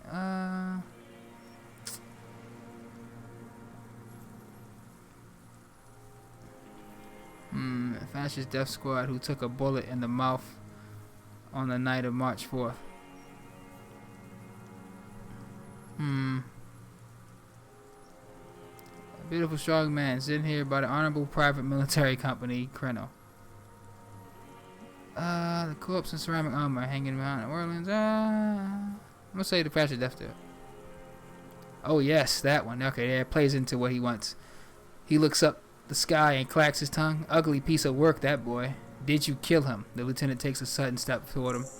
I am a son of a welder and an officer of the Commune of Revachol. He spits and went at a big one at the lieutenant's feet. I do not collaborate with murderers and pederasts of the liberal regime. Exhaust him with proof. Pile it all on him. Get a confession. The gun, the murder weapon, is the perfect opener. The scent of blood is in there. But what else? There was something you can't remember. I don't need your cooperation. I got this. Show him the gun. We've done the ballistics. Point to the tower. The shot came from the island. You're a communist. I talked to the dead man. He told me communism had killed him. Come on. What am I forgetting? Hit yourself on the side of the head. Okay, let's back up a moment. Tell me this. Oh, shit. You're a communist. I talked to the dead man. He told me communism killed him. Stupid drope, he scoffs. Lieutenant looks at you with worry in his eyes. Not this. He seems to say anything but this. Yes, I held the seance with his soul. Show me the way. And the lady leads me. You fucked with the wrong police officer. It was intuition. He had spoken. He said communists had killed him. Oh crap. A seance with his soul. It was shown me the way, and the way leads to you. Fuck! I think I fucked up. It was intuition. Had he spoken, he would have said communism killed him. Intuition is aberrant psychologism. He chortles. It reeks of crypto-fascism. The parasite class use intuition to justify their rank in life. It's all just palmistry and magic arrow creatures. Your brain is rotten from the radio waves. He looks at the air, then turns to Kim. The lieutenant does not answer the provocation. It does not look like he thinks this approach worked. Yeah, this just did nothing. But still, somehow you knew it was a communist. How? Perhaps you suspected it before you took the case. The vision was you remembering that. But this did nothing. Was it supposed to? I will look deeper then. Turn back to him. Stand there slack-jawed. The old man shakes his head. Alright, well I just went on a long tangent that was wrong. Come on, what am I forgetting? Hit yourself in the side of the head. Wait, here it comes. The goddamn Maybells. You dried Maybells on class roof. Oh yes. There were Maybells in the grass when you got there. They're revolutionary symbols from the war and the Communist Party, yeah. Wait, don't forget the footprints. The diagonal footprints in the dust in the secret place behind Clash's bedroom. Now they're gonna come up. Of course, thank you, Head, thank you. You got it. Remember, the boot prints were like no modern soul. Maybe don't beat yourself anymore, though. You're not immortal. Alright. There were Maybells behind the victim's window. Show him the dried flower. Damn Maybells. He looks at the blossoming field behind you. This whole island is turning white with him. He seems tender suddenly, it's nostalgic even, a strange mood swing. Yeah, I knew it was part of the thing. I'm glad I picked those up. Yeah, in your face, Kim. Told me like 7 times that this had nothing to do with the case. So many this year too. The spring is coming now. It's already here. Wash the filth away. Haven't seen these flowers anywhere else in Martinez, only here. And they blossom on the islets before. We fertilize them with our blood. He looks to the water. Resurrection was snow white in May before they ruined it. South, the Bay of Martinez is dotted with little freckles of islets, turning green with the white flowers and white snow. The coast too, before they piled their containers on top of it, filled with broken, useless trash for fat-fingered Burgos children to play with. You must get around a lot to stay undetected all these years. The lieutenant's voice is soft, friendly. Do you know any secret paths, pinball workshops? I may. A curious tremor passes his face. Haven't seen it. Yeah. A young woman called Clash. Ring any bells? These dried flowers were behind her window. Clash. He knows her, but hadn't heard the name. Yes. You hadn't heard the name, had you? My ears don't reach the city. You know her, right? She had intimate relations with the victim, the mercenary. With the victim? He turns his sight from the whitening field of flowers and falls silent. Then the muscles in his jaw twitch and spasm. There's a small tremble. Looks like a smile, a crooked smile, yet isn't quite voluntary. He's about to burst. Almost, but we need one more. Just one, or maybe 2. I wonder what brand of boots you're wearing. Everything is brands with you individualists. Who cares what brand my shoes are? Sansa. He looks at his running shoes covered in mud. Some shit. Show me the soles, please, Mr. Droz. Fucking imbecile. The old man stretches out his leg. A black and white spiral pattern covers the sole of the worn out old running shoes on his feet. The maker is called Sansarik. You see their V-shaped logo, but can't make out the size. These are not the unusual horizontal pattern soles you saw on the dust on the floor of the hidden room. They do, however, seem to be about the same size. Maybe it was simpler than that. Uh-oh. The size fit, but not the sole. The lieutenant comes to the same conclusion. Who cares about shoes? Shit. Let's go. 19%. But watch, if I fail this shit, I'm gonna be highly upset. Oh, thank goodness. Sorry, he doesn't have to be wearing them right now. People change shoes. It doesn't mean you weren't there, near the room the victim died in, sneaking around. Racking those brains, are you? He squints at you, black pearls gleaming with hatred, desperate to report something back to your masters. They must have really loved that dead fuck. The lieutenant gives you a quick sideways glance and nods to acknowledge. The prints were his. You can see it in his eyes. He can't keep them from flickering, looking for something. The old man stares at his own prints in the ash around the fire, silent suddenly. Some strange process within him. A gust of wind, seagulls in the distance. More. He's gonna crack, but you need a little more.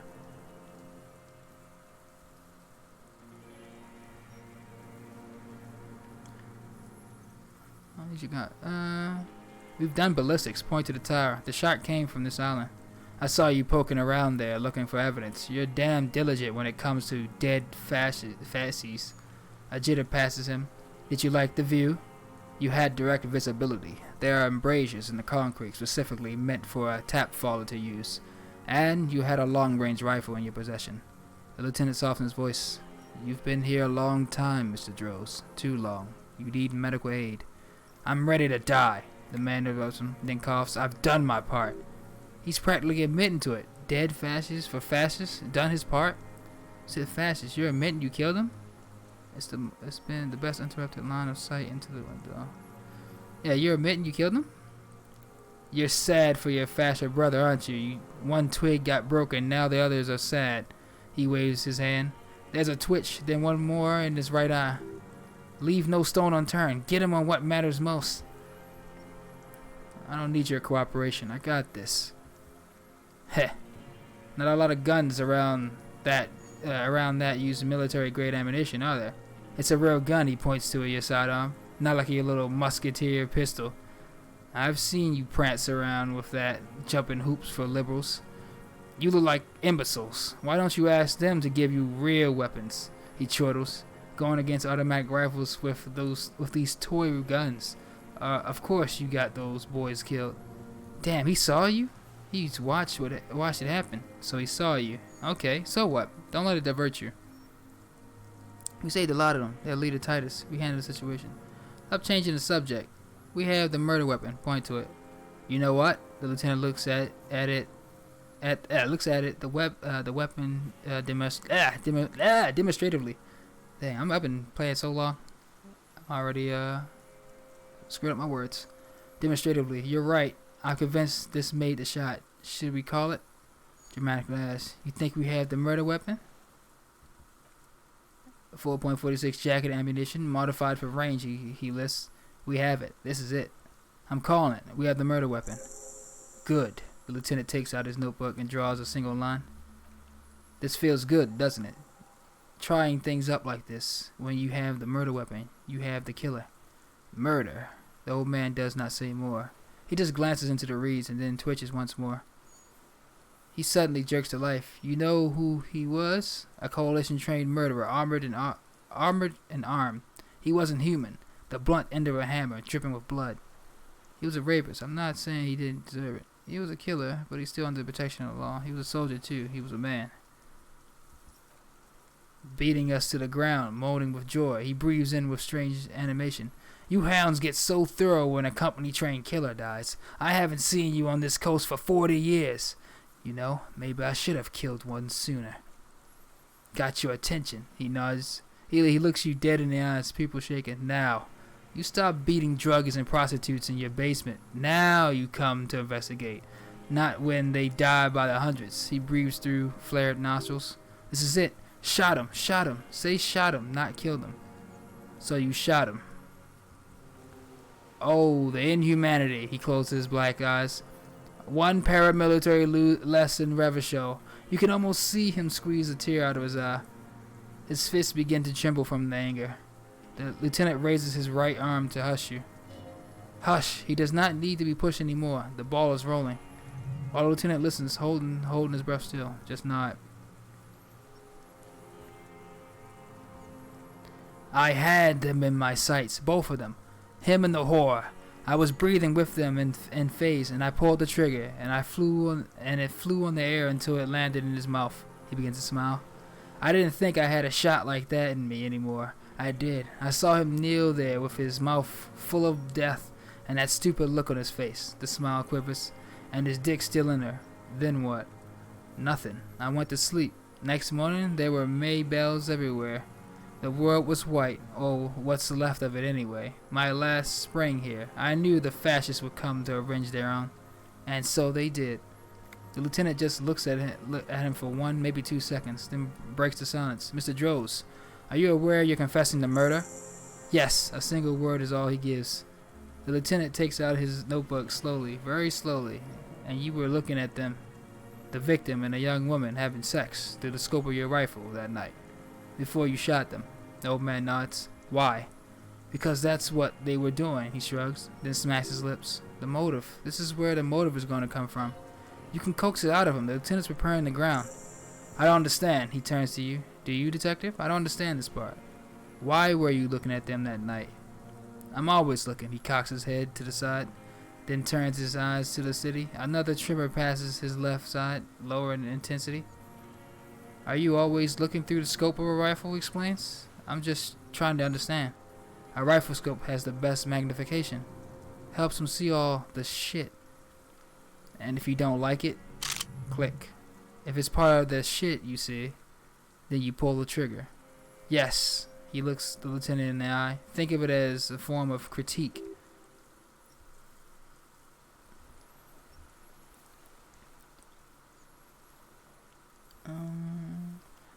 You got him going. Connect every little piece now. Wrap this up like a gift. Damn it. Can I get composure? One more. Oh, I can look up like twice. Let me see. 72. Let's try one more. Oh, I don't have one. Do I? Single points. Oh, I can't go past this in composure. God dingly diggly. Alright, let's go. 72% is going to have to hopefully work. If I lose this, please, come on, give me some checks. Yes. What strikes you about this gaunt man is not the stomach pain or the cough or the malnutrition. For a man who spent 44 years hidden in the urban wild, he's surprisingly okay. Indeed, he speaks fluidly, his movements are rapid, if erratic. His voice, despite the cough, is there. It is capable of expressing complicated ideas. Above all, he seems animated. Animated by what? It's a mystery. The animation comes at a cost too. Erratic hand gestures. Thought process cut off like threads as he just stares at the logs or the reeds. He often suffered from mood swings bubbling to the surface, unconstrained by his nervous system. Great loops of emotion, from anger, grief, despair, dementia? You've seen demented people before. This feels similar yet different. When his thoughts move, they are lucid, keen even, not senile. Is it some kind of substance damage, like he's addicted to something? Not only the painkillers clearly rely on? Wouldn't a foul temper be a byproduct of his life? It's true. Is some kind of psychoactive subject? Wouldn't a foul temper be a byproduct of his life? Perhaps, but his seems more than that. The inner turmoil takes unexpected turns, as if forced on him in a way. In summary, you sense some underlying neurological disorder. It's a Droz. Are you on some kind of psychoactive substance? No, he snaps out of staring through you. I won't be stuffed full of shit like that like the rest of the city. You said you take painkillers, Lieutenant follows your lead. I take them to cope with pain. The people of this city use painkillers because they have pain, untreated illnesses. Not enough money for a greedy doctor. Are you sure about him being lucid? Maybe he's just affected by an extreme case of socialism. It's not a downer, rather an upper, judging by his snaps. Are you on amphetamines? Like some kind of decadent rock star? He doesn't dignify it with more of an answer. Are you okay? How was your memory? Finish the examination. He waves his hand, chasing something that's not there. No, I'm not okay. I shit blood and I'm surrounded by insane people. There it is again. Erratic hand motions, bouts of rage, and the stomach thing, too, of course. Could it be a symptom of overdosing or something? Something even you have not tried? Keep your eyes peeled. Did you not like about what you saw that night of the murder? Been looking at everything else, haven't liked? Who are you?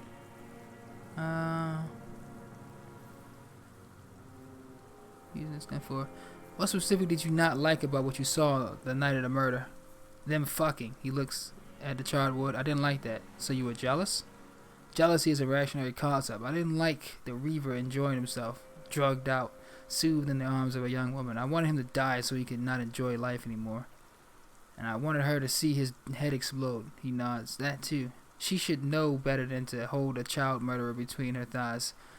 I knew he'd be there for one more second, writhing. That's all it takes for the bullet to reach his head. He squints. Now that I think of it, I wasn't aiming for his mouth. I wanted his brains to spill out on her. But, he shrugs, you can't have everything. This man has seen past her, like you did. And now he longs to see her covered in blood. To punish her. How long you been watching her? Since she came to Martinez. I saw her sneaking in the reeds early in the morning behind the Feld building. It was dark, still winter. She didn't have her skimpy outfit on, just a spot in the night moving. Past the Feld building on the coast? What was she doing there? Hiding something in the water. She had a fag after she did a cigarette. I was up in the ruins there. She couldn't see me, but I could see her, smoking. She was nervous, but not scared. And beautiful? And beautiful. Come on. That too, he nods. How could you see what she looked like? You said it was dark. The sun came up. Her hair was like cobwebs. She smoked more fags and snorted a line of whatever shit she was on. Right there. He shakes his head. She needed it just to move. What do you think she hid there? Her passport and tickets to Villers-Ikov, and from there to a cash room. This is the hidden buoy she told us about. You looked into it. He nods. After she was gone. Did you keep what was in it? When we found the submersible, it was empty. No, why would I do that? I didn't need tickets to Villiers. I put them back. If I wanted to extort someone, I'd do better. This implies that he's thought about extorting her. Also, a little inconsistency here. He was surprised to hear her name was Clash before. Would he have not seen it on the documents? Are you sure? We checked the submissible. Nothing was there. You saw her name on the passport, but before when it must have been different. She told us the wrong name. When I said her name was Clash, you didn't seem to recognize it. Yeah, that wasn't her name. It didn't say Clash in there. He shakes his head. What did it say her name was in the passport? It was something, he said I don't remember. It was dark that morning. I don't even remember her face on the photo. Fuck. Are you sure? We checked the submissive. There was nothing there. He looks to the reeds, confused. Why would I need that trash? I'm not going to Villas.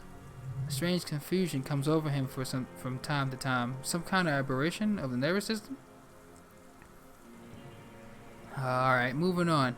Did you continue watching her after this? Proceed. I did. He almost smiles.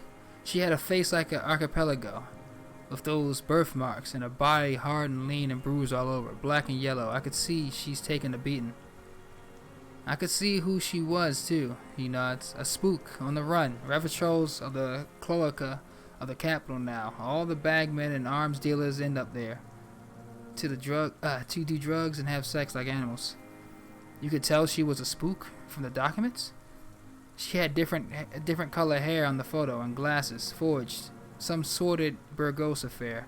I've heard about this kind of thing on the radio. He's setting it up for you. How did you see all this? The bruises that she was beaten. I'm not blind, am I? He shakes his silver head. Reaction speed. How does he know those minute details about her body? He looked through the how long you been watching her? Since she came to Martinez. Yeah, even watching her through the peepholes. I saw her sneaking in the reeds earlier. I fell building. It was dark winter. She didn't have her skimpy. Oh shit! I already read this. God damn it! I'm beautiful.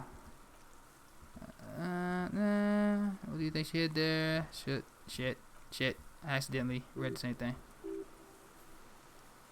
Moving on.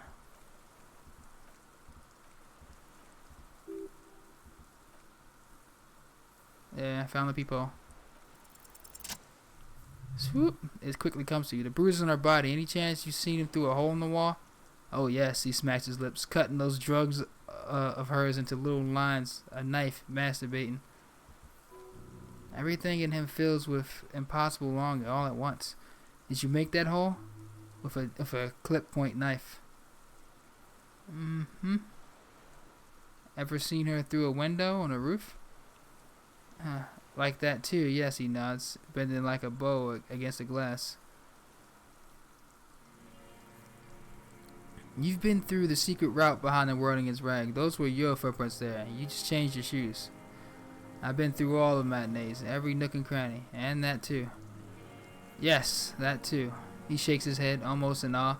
The things they did in that little room. What'd she do to feel good? He explains. Funny the way light works.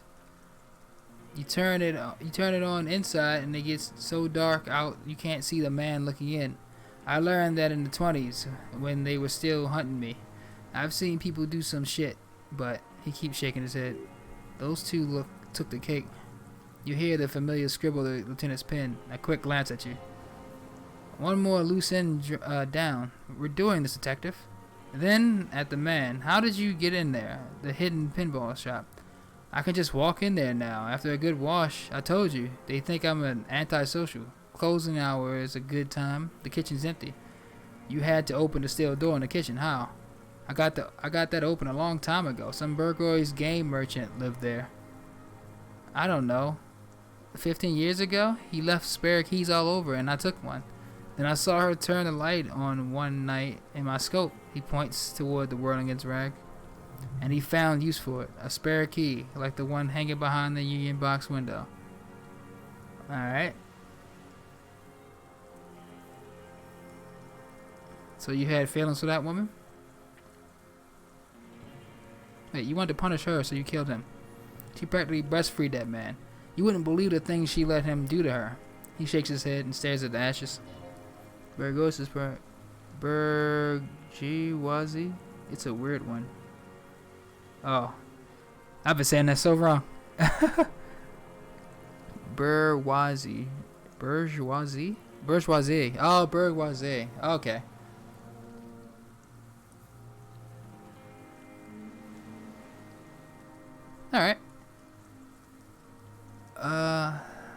There's a lot of words in this game that I do not know how to pronounce.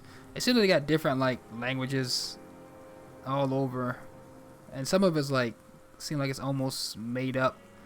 Like some of the names of the places, of course, in the actual story, but yeah, it's a lot of hard to pronounce words in here, especially after reading for hours and hours. You stare at them too, in your mind. Her innocence day still turns to leave. Airport bag in hand, silks flowing in her wake. He shakes his head and stares at ashes. The dream. See you tomorrow, Harry. Her voice rings in the evening. You saw through her. So did I. You saw through her. So did I. You're delusional. There's nothing to see in the soul of oh, okay. Bourgeoisie or whatever. Or that There's nothing to see in the soul of a woman. It's the same as the surface. Sick hedonism and desperation.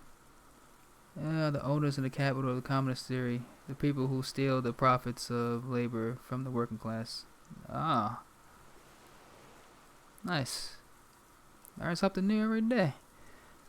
Yeah, I felt like some of the times when they go on about this old, I mean, they draw a lot of parallels from, you know, our actual world too, like the early 40s and stuff like that, World War II era, maybe World War One as well. A lot of Russian inspired things for the Communist Party. Yeah, so this is, yeah, that would make sense.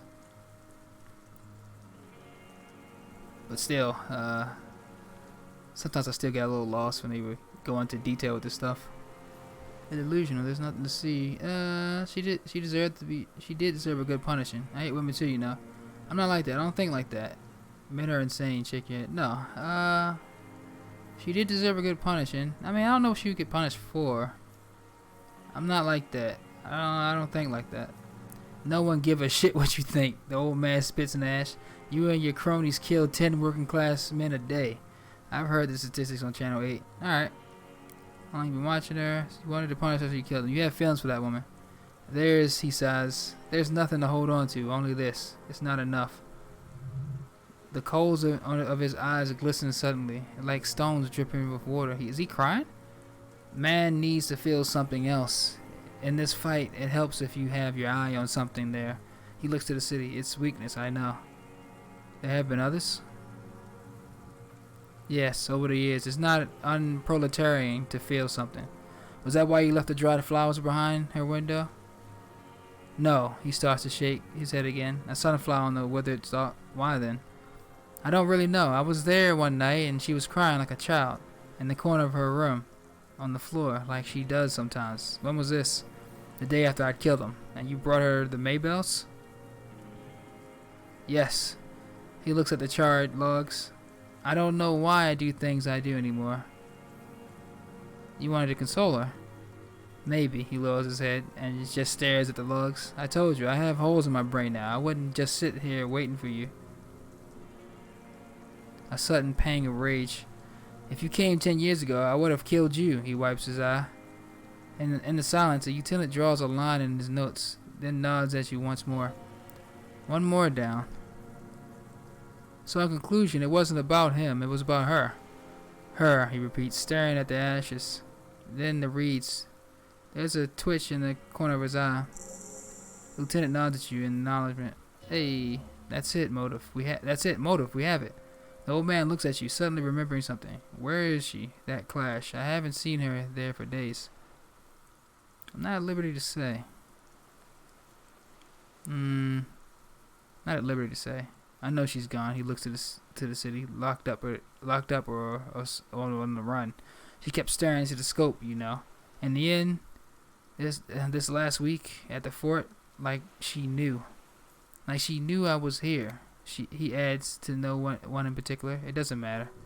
I crossed the harbor on the banks of the river Esperance. A cold rain falls on precinct 57. A 2-story box of duraluminum near the gates to Terminal H. Look east. Inside a cell, a young woman is withdrawing from amphetamines, barbiturates, and alcohol all at once, while 2 men in brown suits have ICP badges at a young policeman.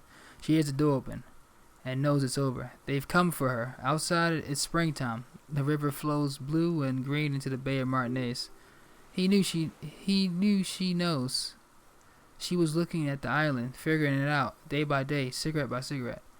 We could get more. The lieutenant uses the opportunity to tell you in a lowered voice. We've got him talking.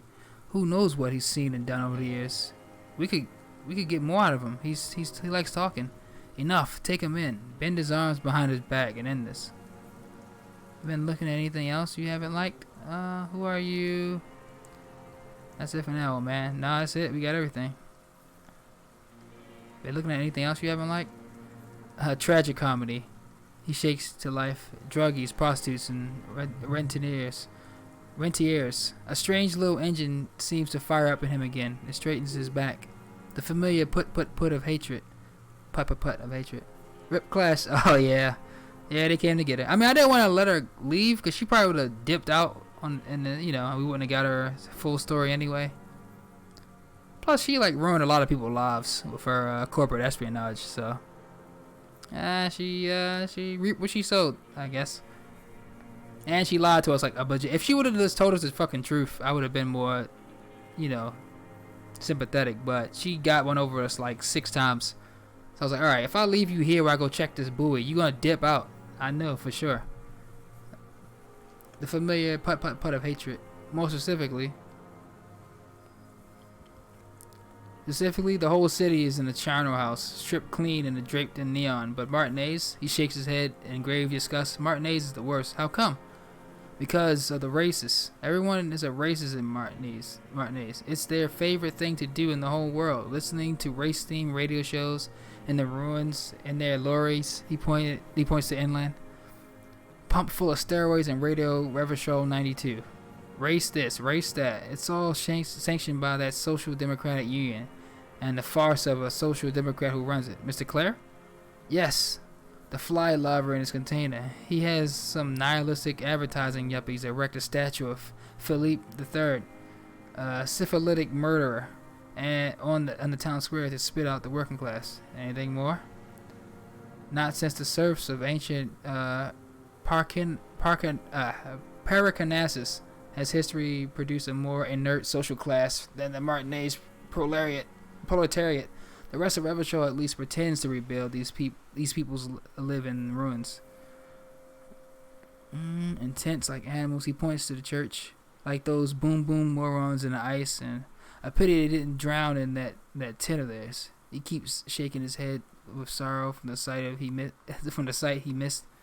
That all. The worst of them is the blood-drenched Sacrient on her yacht, licking her lips. The old whore is gone now. Her gun-toting porcelain men are dead. So actually, no. The worst is the old cock parading around in his uniform, throwing balls all day. It's not enough that the racists and liberals all are dancing our graves, huh? The old loyalist ghouls still parade the ruins too. Every morning he's there, while the parasites he fought to protect are off in Ozone or Krant or Moraine or some other island they've built their palaces on, feeding on drugs and having sex with their own children. Say nothing. That's all the rich really want, sex with their own... Okay. Throughout history, even the royal bloodlines of the suzerain, it's all just an excuse for them to have sordid sex. At least that old cunt Frizzo is now dead. Now I have some questions about this. We did good when we pushed him under the horse car. Until in the 30s, those disco whores, he breathes... Jesus Christ. He breathes in, his breath heavy with hatred. You cannot make out a single word. The disco whores are too much hatred. Hatred shuts down his brain's language center, leaving only a nonsensical sputter. There was something about a statue and a nihilistic advertising agency, people. Might be worth investigating. There was something about the statue in the roundabout and syphilis. Syphilis is a disease Philip II contracted in a whorehouse. He fires quickly. The statue is an abomination. Abomination? The bacteria entered his brain and made him squander trillions in sparkling wine and cocainum and monuments of himself. His son Philip III, the insane, contracted syphilis in the womb. He breathes in with a wheeze of hatred. and he still went on to govern Revachol for 25 years. We lost 2 million lives toppling that mode of government, and those grotesque statues too, hundreds of them, but it's still there. What a keen remark, he sputters. What is, yes it is, isn't it? It's still there. Do you know why? Because you forgot to take it down? Because the king is holy, I don't know. I do. Some advertisement. Cockroaches used their accumulated capital to erect a new, ironic version of it. We tore it down with honest working class plastic explosives. But there it is again, grinning. He shakes his head in disgust. Art is a bourgeoisie establishment. Okay. I'm getting it. I'm learning. It's an affront to humanity. Every gallery should be bulldozed, and the artists should all be given 30 years of hard labor. And Yeko Okada.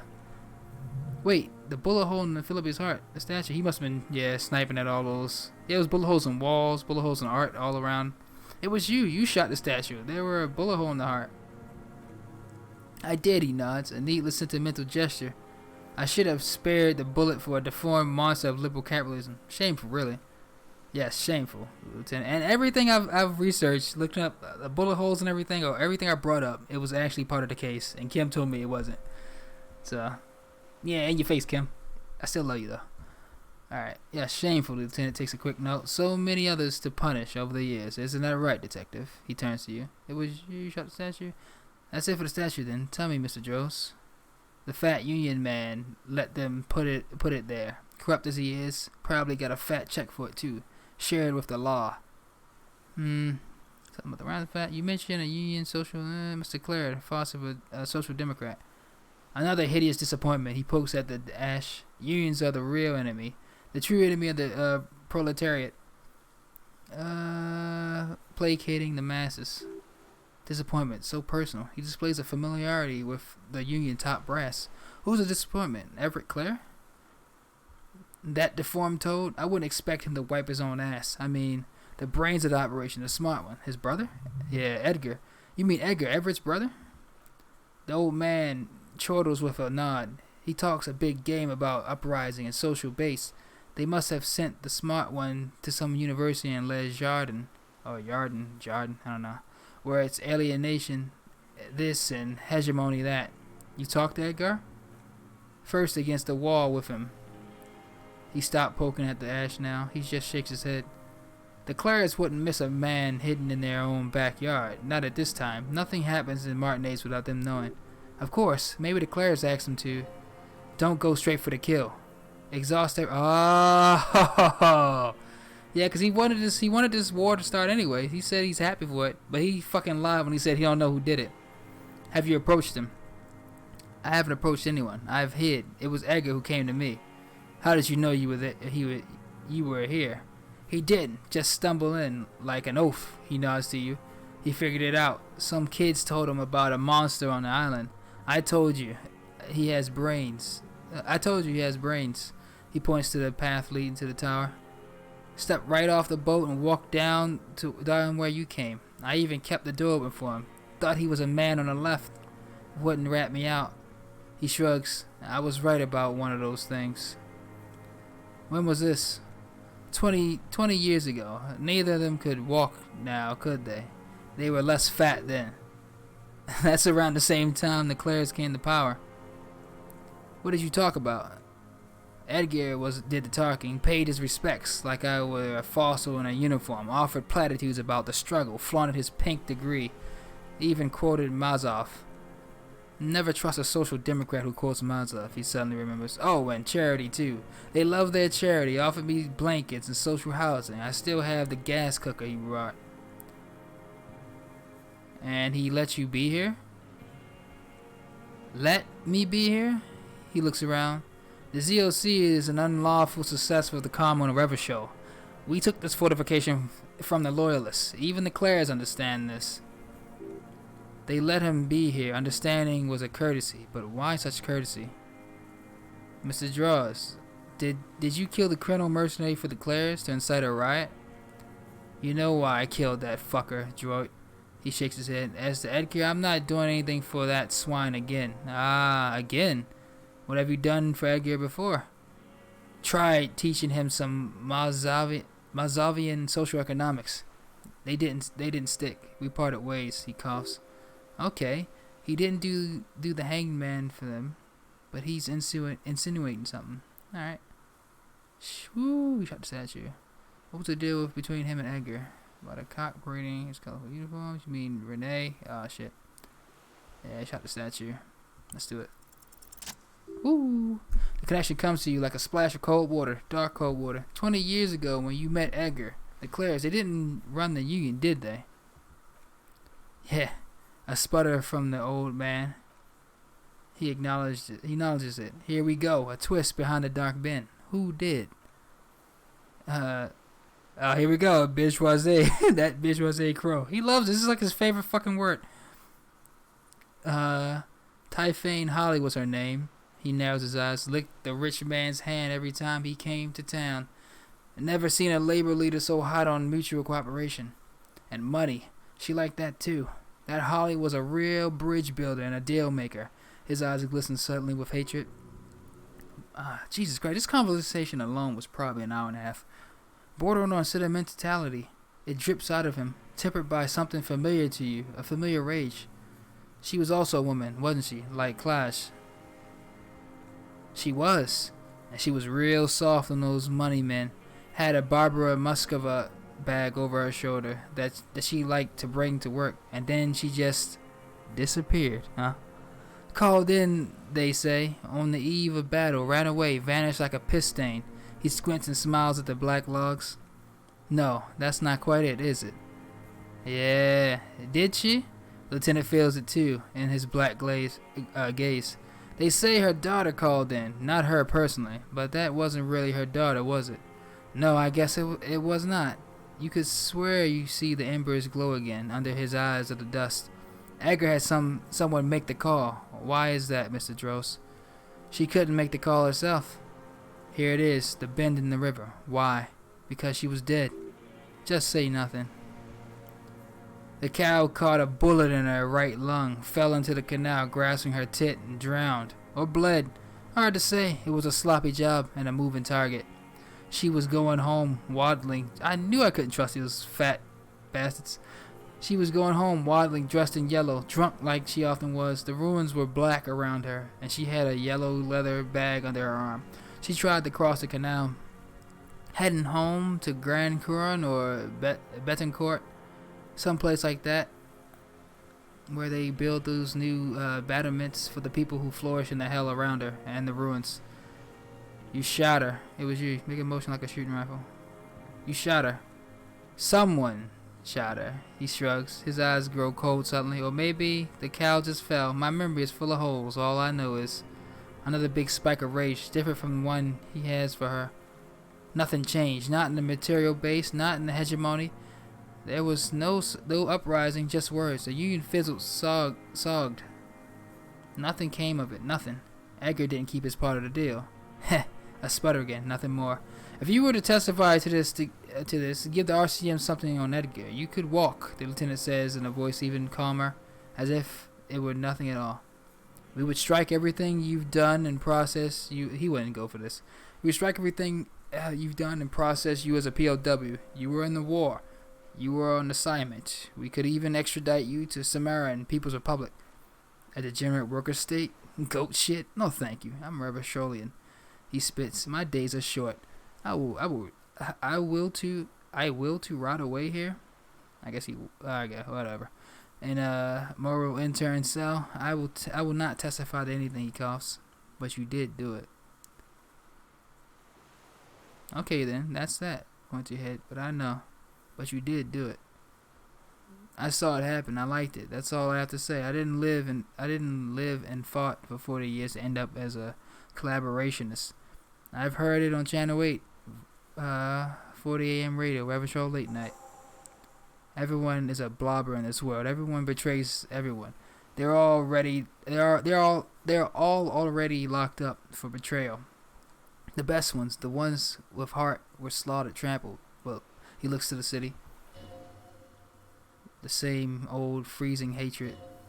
There is plenty here to work with once he's in custody, and the lieutenant knows it. He gives you a little nod to proceed. Okay, let's exhaust everything. Disco horse? Horse is all he says. Even the word has to be pushed through his teeth with great force. The rage seeps too hard. Alright, by the cock parading in the colorful uniform, you mean Renee? Every fucking morning for 34 years, he grinds his teeth in rage, throwing that ball, one ball against the other. I've always loathed that game. That is not a working class game. I don't care what they say on Radio June. Royalist schools play it like it was a life itself. Click, clack. He makes sounds of balls connecting. I cross the water each day in that uniform like a parrot's plumage. I won't even mention that he's a traitor to his race and was it petanque maniac? Petanque maniac? Race traitor. I don't know. I mispronounced a lot of stuff. Just not. Now I don't know about... Whoa. Let's back up before you get too edgy. Just not.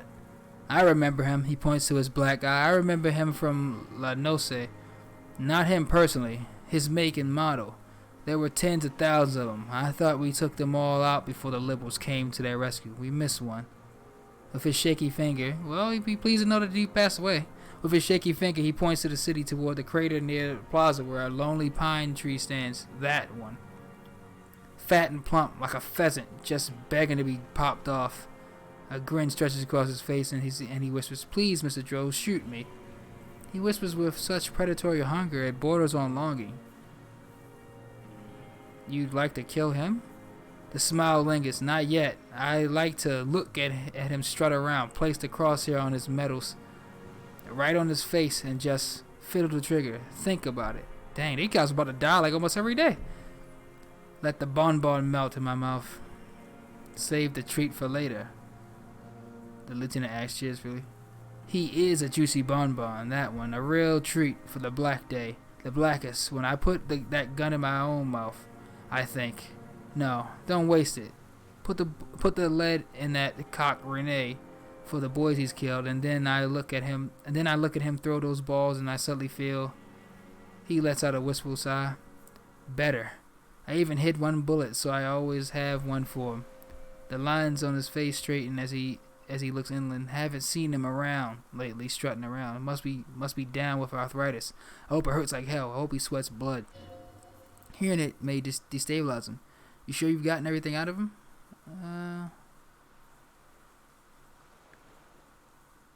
Let's see. Anyway, tell me something else. Yeah, of course, he mutters to himself. Must be passing a kidney stone. Hope it's excruciating. At least it keeps him from throwing his balls. He seems relieved. Could he have worried about him? He'd been worried about him? He reminds him of himself. The same hatred. The same. You try to think of another thing, but no, it's just hatred. Alright, I'm glad we're talking about this. Now, yeah. I think I got everything in. Alright, I want to ask this again. Hey, stay put. I ain't going nowhere. Alright, let me save. Oh, thank you. The game already knew. Alright, let's talk to you, madame. It's like it knew. I wanted to ask again about the people you don't like. You know about Renee? Yes, where is he? He tenses up. I hope he doesn't have debilitating arthritis or kidney stones. He could still come out to play with the balls and get shot in the head, right? Oh my God, he isn't. He's even worried for him. Yeah, Renee is dead. He died of old age a couple of days ago. No. Yes. The old communist looks at you, his blackberry eyes shaking in disbelief. I waited too long, and now he's dead. I'm sorry, Mr. Jost. I understand you knew him for a long time. They're all dead now. He just shakes his head. Fuck it. If he really wanted to kill him so bad, he could have done. There must have been 1,000 black days on these islands. His health was ailing. You had your thousands of chances to kill him. You had 1,000 chances to kill him. And I blew them all. What does it matter now? He's gone. Ancient dust. Cheated out of quality murder. Yeah, man. He reminded him of himself. That same hatred. The same. You try to think of something else, but no, it's just hatred. You cared about him? A little flash of anger. All human beings care about each other. I cared for seeing head explode. And now, goddamn this world. I'm sorry. Fuck you, the old communist says, staring at the ground, seemingly to the island you're on. Are you okay, Mr. Jones, to go on? You think I haven't seen people die? It's all I've seen them do. Fucking die. All other plans we had. To love, to colonize the Pale. It's all fucked.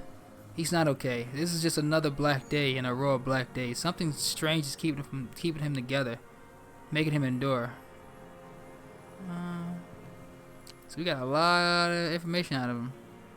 There was something... Okay, I'm glad we talked about this. Now... Glad we talked about what? Another errant gesture. He's trembling. Alright. Iosef Lilinovich Dros, you're under arrest for the murder of the Colonel here in Martinez. And we kind of murdered all the rest of his squad, but you're going to jail for this one murder, though. What? The old man's eyes filled with sudden, unexpected terror at the words. But you said I would be taken to the... This terror is the sum of all the uncontrollable movements and mood swings he's been exhibiting. The wind picks up. The silence of the water is broken all around you. Little shivers of waves appear. The lieutenant continues like an incantation. Your wayfarer rights have been suspended. The information provided to the officers on the scene will be used against you by the prosecution. You will be given legal counsel within 1 week and must face court in 44 days. Do you understand? Do you understand? But... Kim, he's afraid. No, I don't want to. I have to stay here. He looks at the reeds, eyes submerged in growing terror. He's sweating. Beads are forming on his forehead. Pupils are dilated too. Eyes getting blacker and blacker.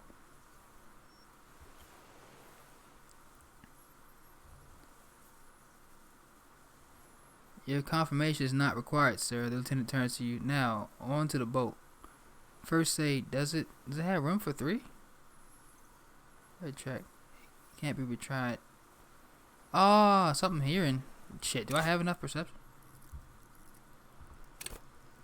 Oh, I got 2 levels. Let's level them up. I mean, I'm almost at max of what I can get anyway, so let's see. 58%. Oh, God, that's still bad. First, does it have room for 3? Perception, hearing. Wait. Yes! Oh! There it is again. To your north, as it has been since you came to the coast. The reeds whisper, stalks rubbing against each other, but then in the middle of... About to get weird. The middle of it. What? Something completely different. It sounds like a bow. Very slowly being drawn against the strings of a violin. A small violin made of reeds and rushes. And then it's gone, drowned out by the lieutenant's voice. Maybe there's a room for 3 on that boat. Maybe there is room for 3 on the boat. Shush, Kim, did you hear that? What? What are you talking about? Is this... The old man's voice drowns in a sudden gust of wind. Really? Us? Your skin crawls. What the hell?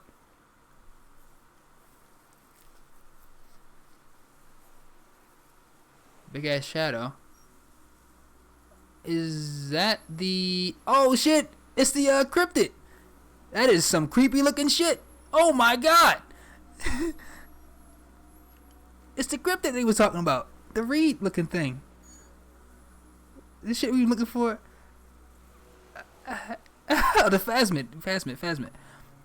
Oh, a delicate tangle of arms and legs unfold from the reeds limb by limb to then just stand there moving his scythe-like arms in a go. What the fuck?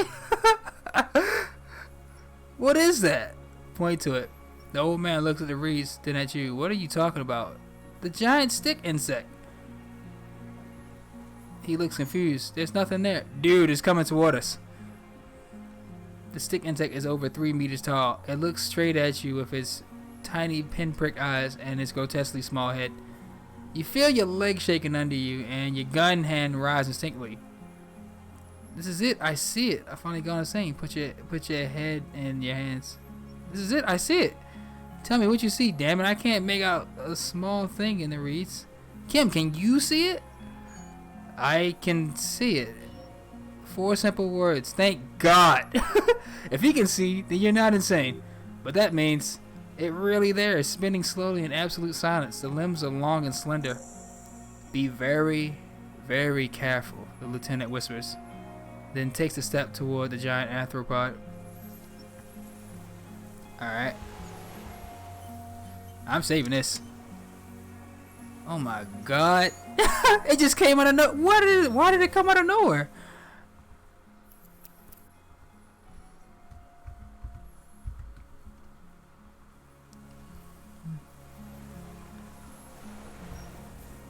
So the old man can't see it, but we can. Is it because we're enlightened or some shit?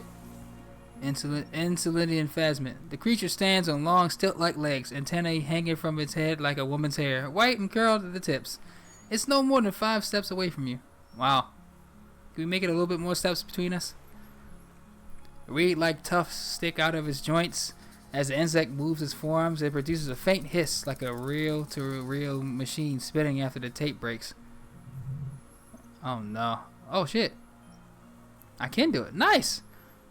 The hiss is different from the strings you heard before. It said something else in a lower pitch. Listen carefully. Tick, tick, tick, hiss. Tick, tick, tick, hiss. Tick, tick, tick, hiss. Whisper, this is the Elysium phasmid. Yeah, you didn't believe me, Kim. In your face again. Behind you, you hear the familiar ring of his jack in the zip, and slowly, painstakingly so. You glance over your shoulder. The man holds a piece of milled aluminum. He begins to pull it out extremely carefully. It's a camera.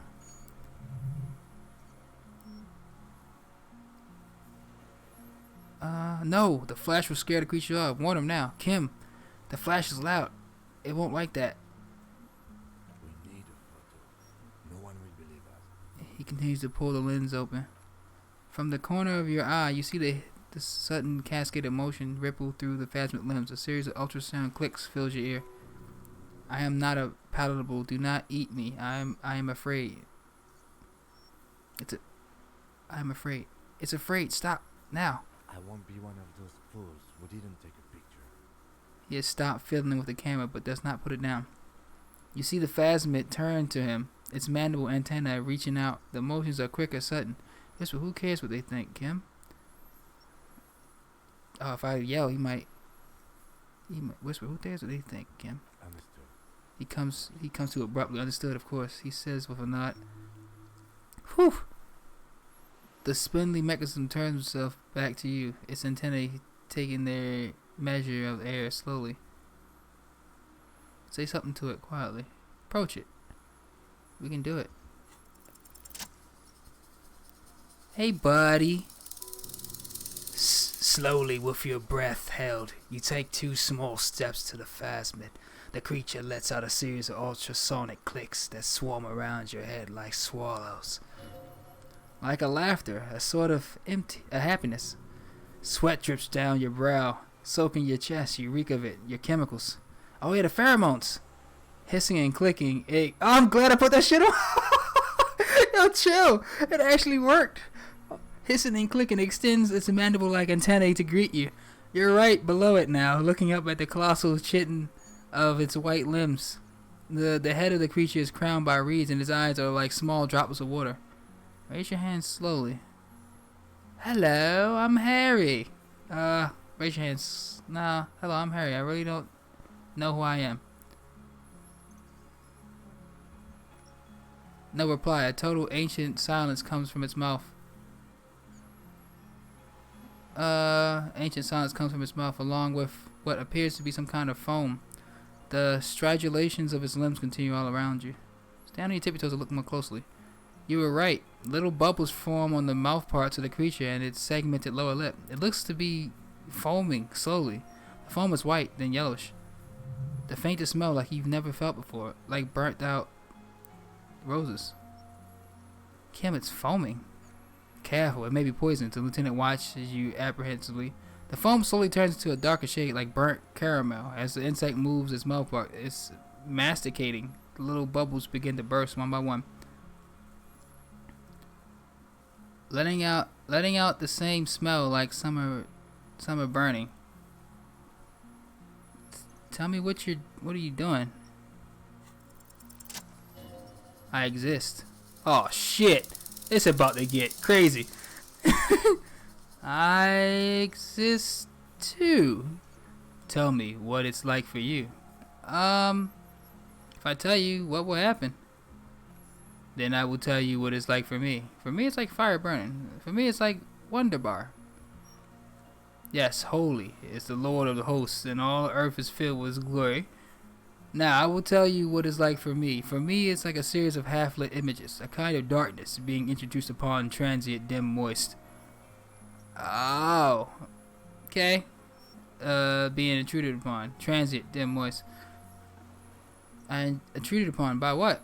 Shapes of plants and animals and internal sensations, a swarm of sounds, tiny vibrations on the inside of my forms, all speak of complexities totally beyond my understanding. I am at the end of a narrow funnel, weightless, so light it only feels like something to be me. In truth, perhaps I'm nothing. I certainly do not have a soul, and if I did, I would never ache. You're the type of animal I would like to be. I'm glad to be me. I'm incredibly sensitive instrument. The fuck is happening to me? I'm glad to be me, an incredibly sensitive instrument.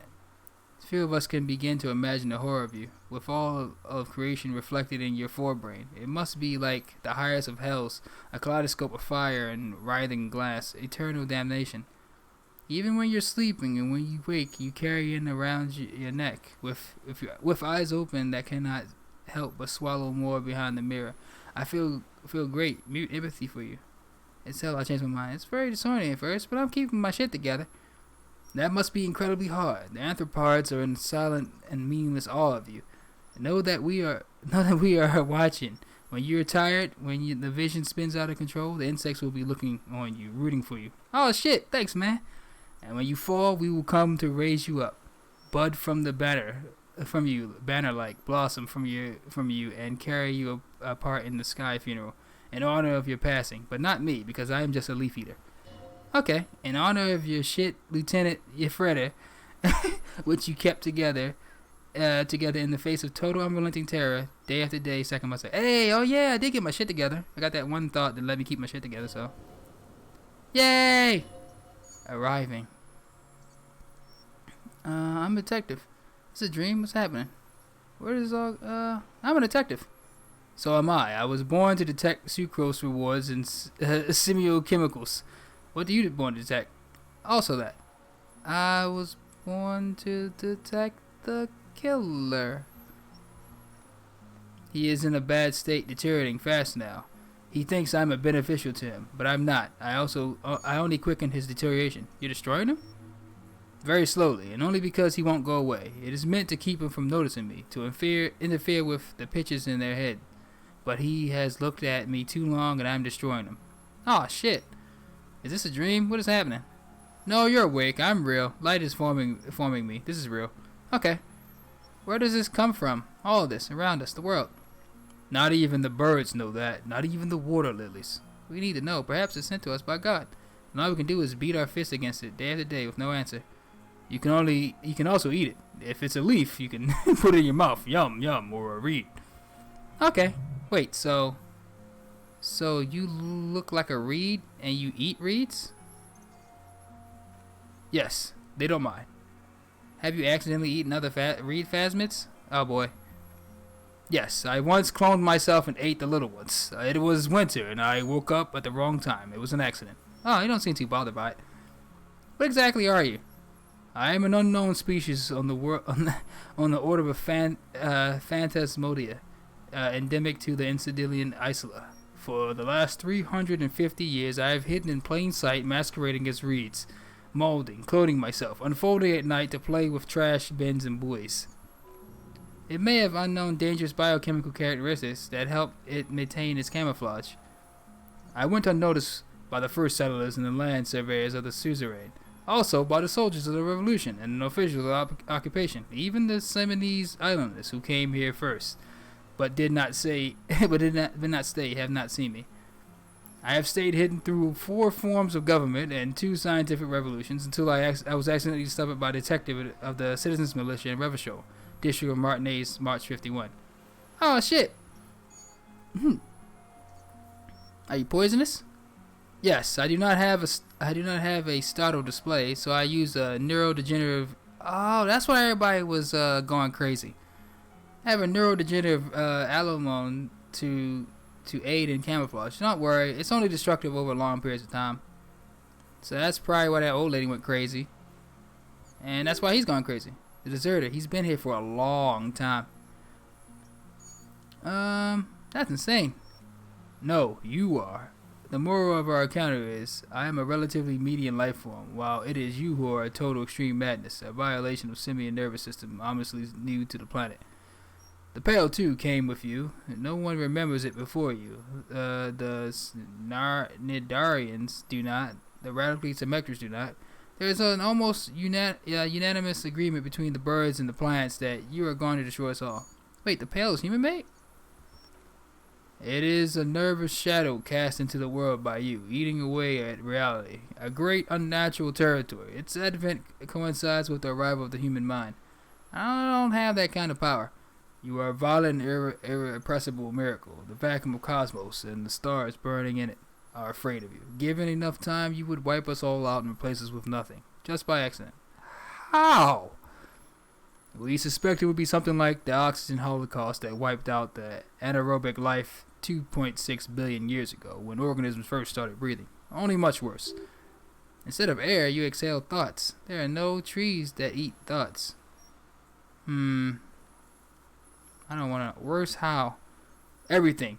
Your eyes touch goes back there, behind the nerve mirror. What if you blink? Are we still here? Please don't blink.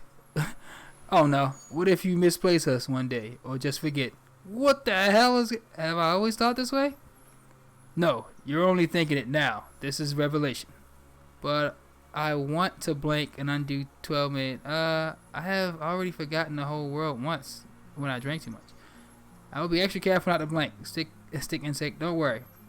Please be, or one day one of you will close your eyes and sigh and open them to see that none of this ever existed. This is crazy. Am I having a violent epileptic seizure? It doesn't look like that. No. What does it look like? You're just staring at it, he whispers. Then I think I'm having a vision about the final fate of mankind. Nothing, just looking at the stick insect. Everything's normal. Okay. After a second, Lieutenant asks, is it somehow related to the case? No. The case? The case is meaningless compared to this, laughed nervously. I have totally transited the case. Sort of? I think we should take the picture, and then you should back away from the unstudied species. Alright, I have to say goodbye for now. I have no more thoughts. Can I tell him to take the pictures? I have no more thoughts, that's all. No, there is one more. No, there are no more thoughts. Of course, all creatures I've met, you are the kindest. Of all the creatures I've met, you are the scariest. You're the kindest. Thank you. I also have one more thing to say to you before you go. That woman. Turn from the ruin. Turn and go forward for all of mankind. What woman? You cannot lie to me. Behind you it smells of fire. So awfully far you were prepared to go in her presence. End it. Okay, I will. She was hell on earth. It doesn't take a 3-meter stick insect to tell you that. Raise your hand slowly. Hello, I'm Harry. I don't know who I am. Okay, Cam, take the picture. Okay, with a slow ring of metal, the lieutenant slides the lens open and oh, this is, yeah, he only had one photo left he could take. Oh, this is beautiful, bro. It all comes full circle. Yeah, he only had one photo, because we used the first one, taking a picture of the dead body. There is no change in the insect's motion while it's being aimed at by the camera. It remains fixated on you. And 3, the man whispers. His voice is tense. If it moves, you jump back. I'll shoot. Here we go. 3, 2, 1. Oh, yeah! The phasmid show flash of the camera cuts to the air like a blade of the sword. The phasmid freezes in the bright light. Head turned toward the lieutenant. Hypnotized by the flash, it stands frozen before you. I got it, you hear the lieutenant whisper.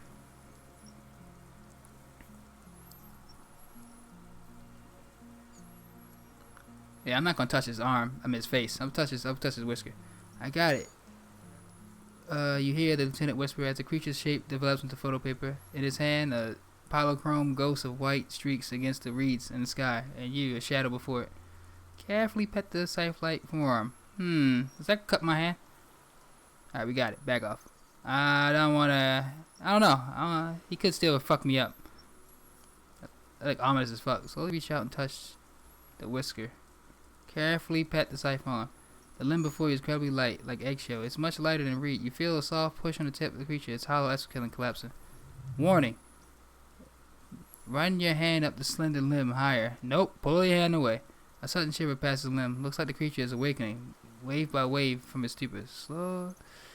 Alright, we got it. Back off. Another shudder pulses through the creature's limbs. It jolts back to life like a record continuing where it left off. In a swaying praying motion, even the small black pearls of its eyes do not stray from you. Alright, disengage slowly. Alright, buddy. As you're turning away, the phasmid mirrors your movements, stepping on the water. The long limbs carry its feather weight without breaking its surface. Alright, buddy. Go back into the reeds and watch us with your weird stick-like appearance, buddy. Oh my god, that's weird. That was creepy. I want to pet his head, but he might cut my face off. As you the phasmid measure moves, and just like that, it's gone, skating away across the sea's calm mirror like a skipping stone, leaving nothing but circles on the water, and something under it. In the place it stood, bobbing there among the reeds, a collection of items. It's gone. The lieutenant looks north, with his hand raised to his brow. It can walk on water? Hey, what's that in the reeds? He squints. Looks like a nest of some sort. We should have a look. They can walk on water? Apparently, yes. It's like a water strider only. He shakes his head with amazement. I've never seen anything like that in my life. What now?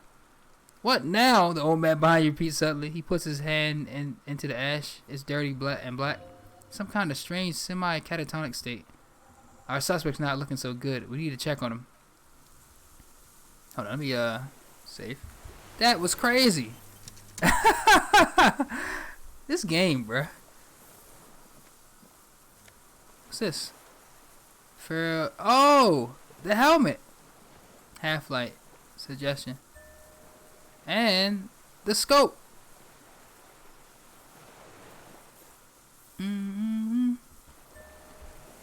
Nice. Alright, buddy.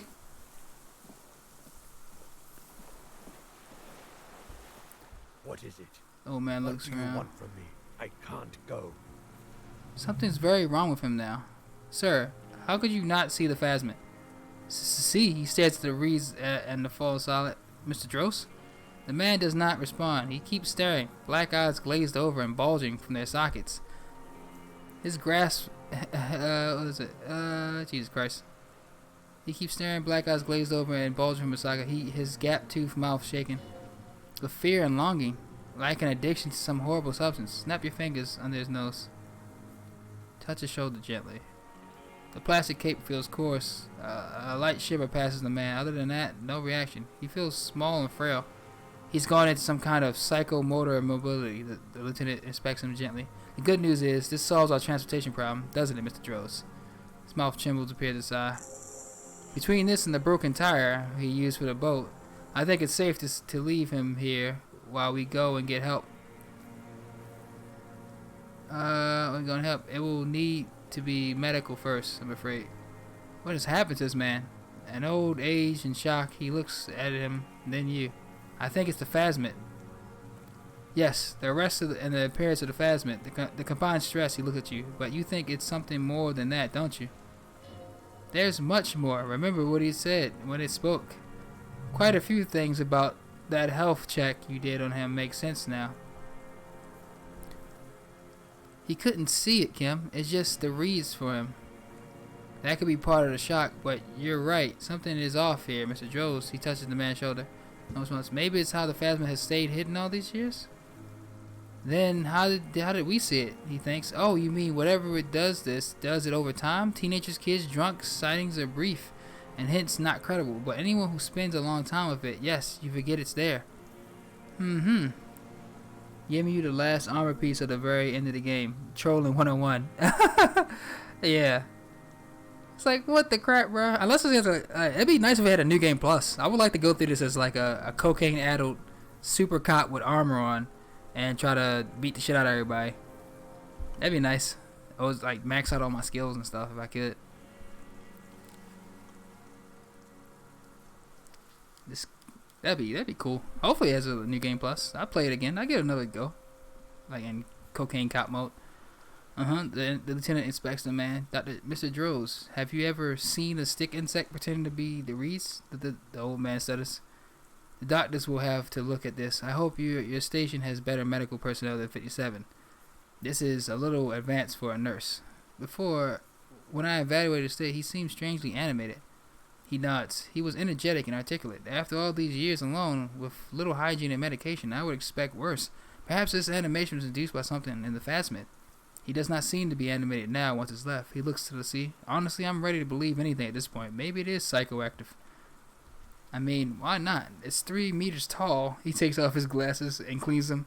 When he puts them back on, he's still staring at the sea. I think he's addicted to that thing. Like a drug? He has displayed addictive behavior, and not to painkillers. His pupils appears to be dilated. They still are. He examines the catatonic man's eyes. Could it be there's something hormonal in the relationship to the phasmid? You mean pheromonal? He seemed a little off for a man his age. Randy. The scope, knowing of her bruises, his disposition towards Miss Orange. He nods. I see what you mean. RNA, whatever they say. It says not pronounced orange, but it's spelled like it. RNA. I talked to the phasmid. It said it's destroying him. You should be more careful, Detective. Are you sure it wasn't having an effect on you? No way. I was only talking to it. Maybe. Anyway, it's only trying to remain insane. The degradation is a side effect. A valid hunch. Long-term exposure to something like this could be neurodegenerative. Also, please be careful when approaching unknown species in the future, Detective. Hey, he cares. He's been here for a long time. Who knows how much of it is who knows how much of it in his company. Conclude. He did seem distressed when it finally came to arresting him, like he didn't want to leave this place. And the insect maybe. He looks at his notebook. I have absolutely forgotten to take notes. I hope I remember all this. He shakes his head in disbelief. Just write it down now. This would be one hell of a report. Thank God we have the photo. No one would believe you without it. Alright. We found things in the phasmid's nest, Mr. Dross. He stares into the reeds. Your words don't stir anything in him. Perhaps you should show him the detached scope. He turns his eyes to it. You lost it, Mr. Dross? He turns his eyes to the reeds again, as he's done so many times. Beige and white stripes. He lost the scope. Then it somehow made its way over here. With the help of Magpie Phasmid? The lieutenant observes the lens sparkle in your hand. The sight is a T9, Mr. Droz. It was attached to the rifle when you made that shot. Silence. Not even a sigh. You've gotten all you will out of him. Poor thing. Show him his ceramic helmet. This is just the Kuno dropped it. Nothing. Just dull staring. Not even rage left. Whatever it is. The last embers have gone out. The war is over. If Kuno kicked it into the sea as he did, the ebb would pull it back here. That makes sense. Mr. Droz could have picked it up, or the phasmid even. If it did, that's incredible. I'm going to let you rest now, Mr. Droz. Conclude. The plastic cape flaps around his face in a gust of wind. His back is slouched and his mouth is open. The blacksmith's eyes are receding. His pupils are returning to normal. The strength has all gone out of him. His frail old bones in a sack of tracksuit trousers and a windbreaker. Hang tight. We should think about getting back to the mainland to get help. He'll be safe here if we don't take too long. Alright. Actually, let me do a real save. Oh, I can't do a real save right now. Yeah, there we go.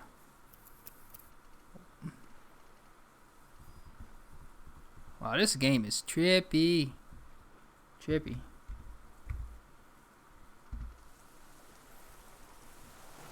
Alright, is this like some kind of... Let me see. Is this task time-based? No, just to return. Use the boat to return to the mainland. Let's go, Kitsuragi! I'm gonna keep my gun out just in case. Small white flowers blossom all around you. Oh shit, they are. Now, if we can just make it back to the base without any kind of trouble, like our precinct people coming back and fucking with us, or the Everett's trying to hold us up or kill us or something, maybe, then we should be good.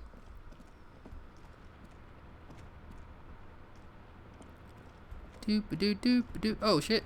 There's more stuff I see.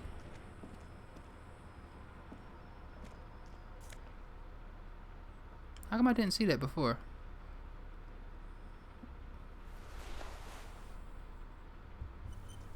Must have didn't have enough perception or something maybe.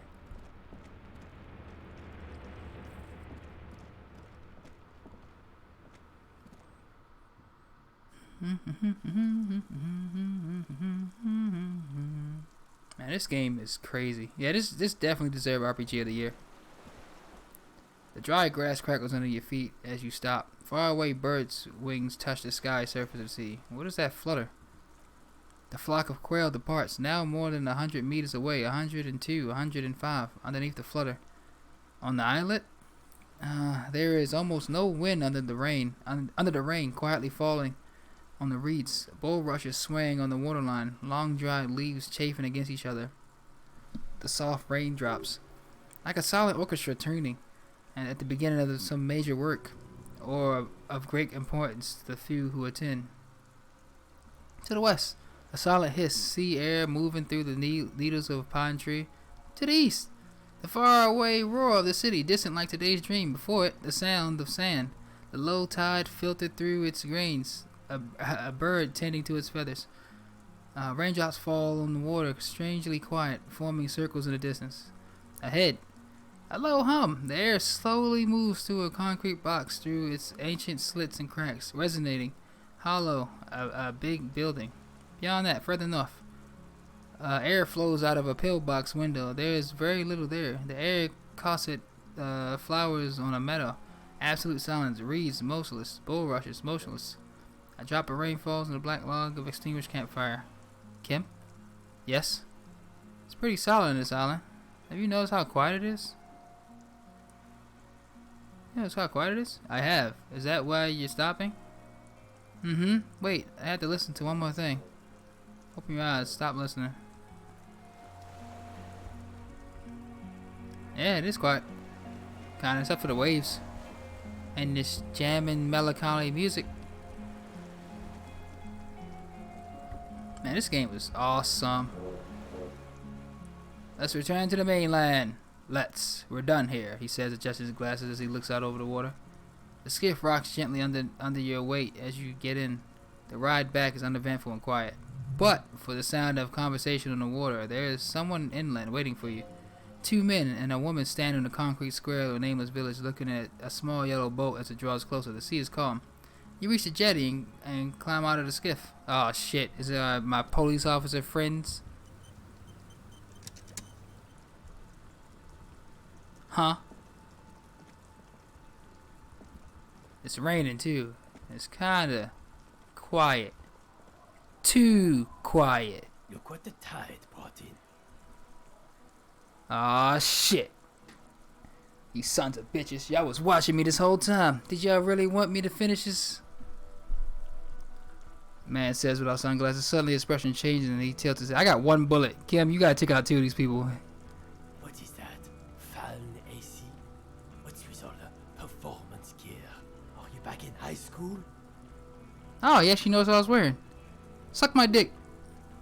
Whatever this is, it's completely unimportant compared to what you've just seen. Forget about all this. There's a giant... We are not forgetting about anything. Look at you. No one else seems bothered by my found gear. Others by it, Harry. You're a goddamn cop. They're afraid of you. Yes, I'm a goddamn cop. Actually, are you? Are you still a cop? There's so much disco going on. It's hard to tell. Vic, calm down. Who are you people? Hello, I'm Trent Hiddleston. Holy shit! I believe we've met on several occasions. Was he part of the police too, or was he just a guy who knew a lot of shit? I didn't know he was taking hella drugs back in the day, but they cut me off before I could figure out what the hell he was doing.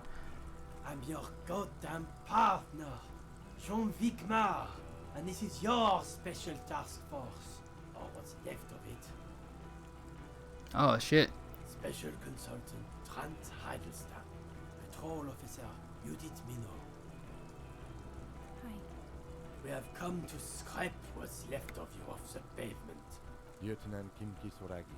Precinct 57. We've just come from the island where our investigation led us. The scene is making even him feel as though he has to justify your I action. need your help with something later. He had suddenly regained his confidence, as if he recalled that he is in fact a decorated police lieutenant and not a naughty boy. But this is clearly a departmental matter, so I'm going to leave you to discuss it among yourselves. Way to feed me to the wolves. No, Kim, you've gotten my back. Let's destroy them. Gotta have my back. Let's destroy them. Thank you, Lieutenant. It's good to meet you, Lieutenant Pizzarelli. Aw.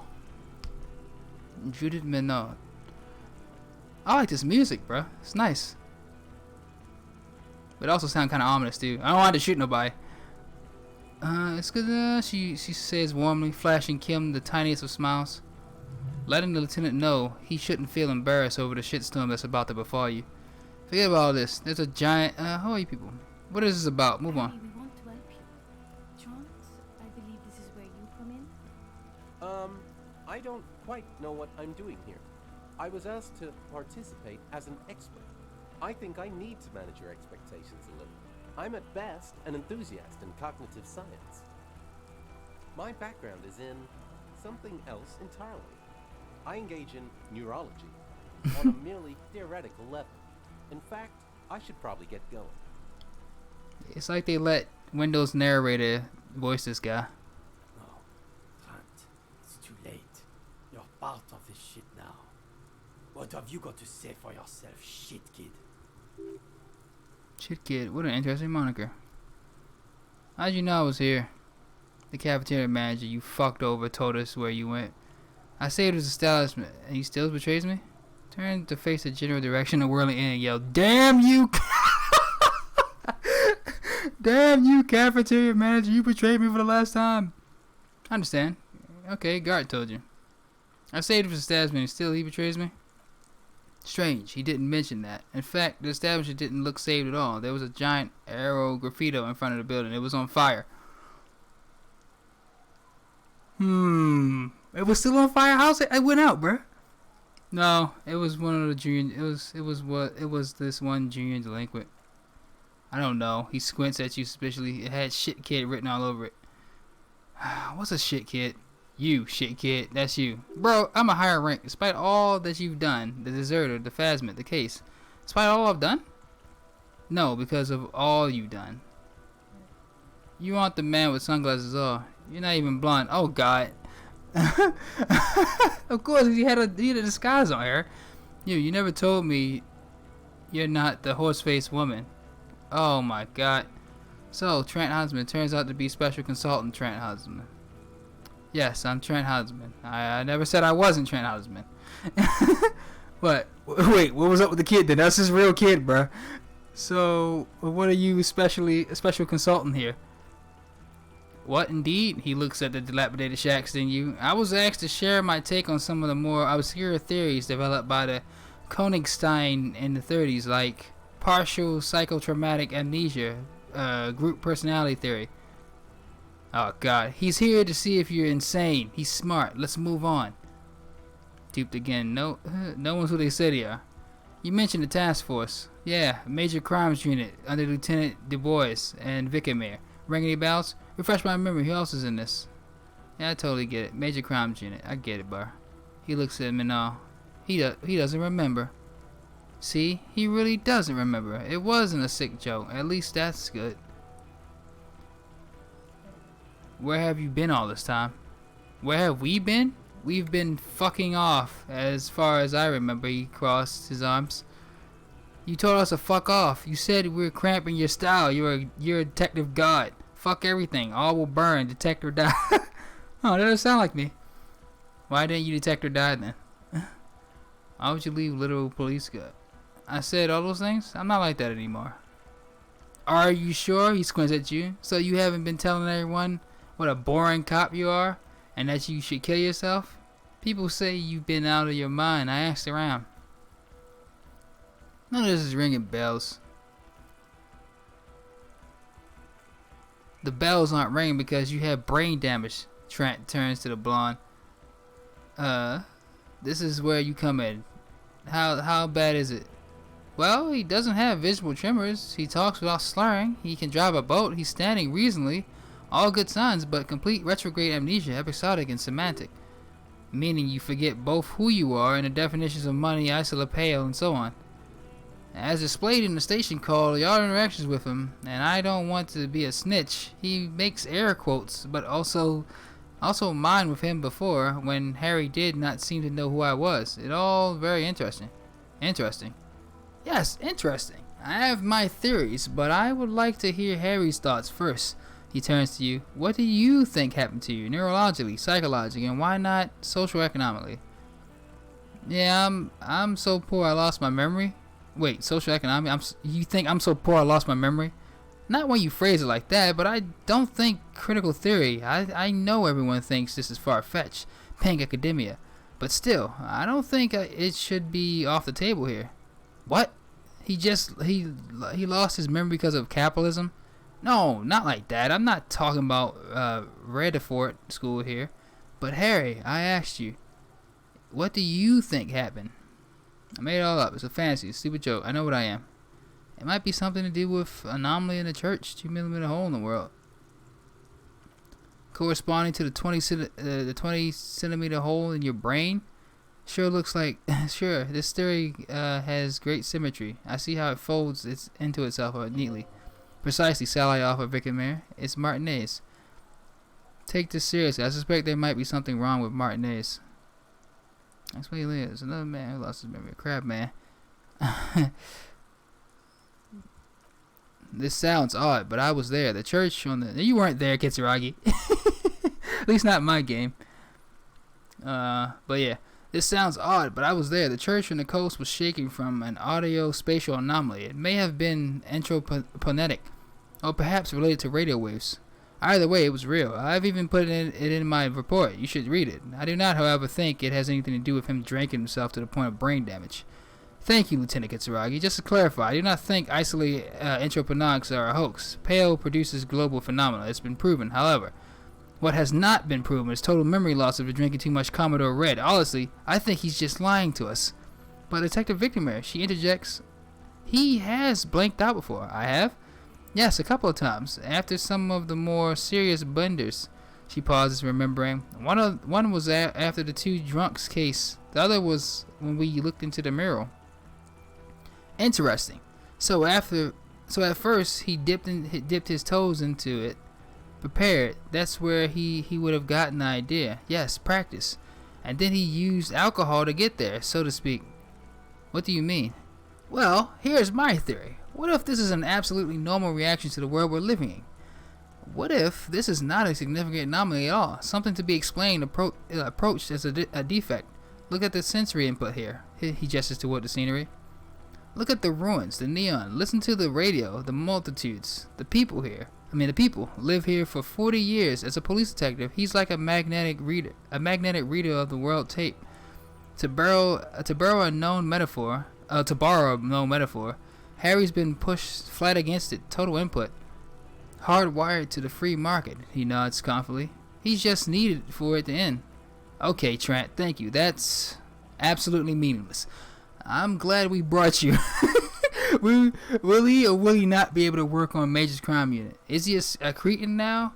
I want to know that. Dude, I just solved the fucking murder case while you guys sat on your asses. He is not a cretin, and he is able to do work. If not in his pre-release role, then as a line detective. I'm ready to lead again. He's wrong. I'm too far gone to work. Fuck all of you. I don't want to be in your unit. I do want to say that. Fuck all of you. Especially you. Fuck you. I don't even know you. This lady seemed nice. But fuck you. Kinda fuck you. Slightly. I'm ready to lead again. I don't want to be in your unit.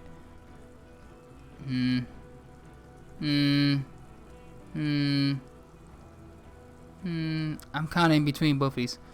I want to lead again, but I don't want to lead you people. But they do seem like she does seem like she kind of cares, and he seems like he cares, but like in a mean asshole way.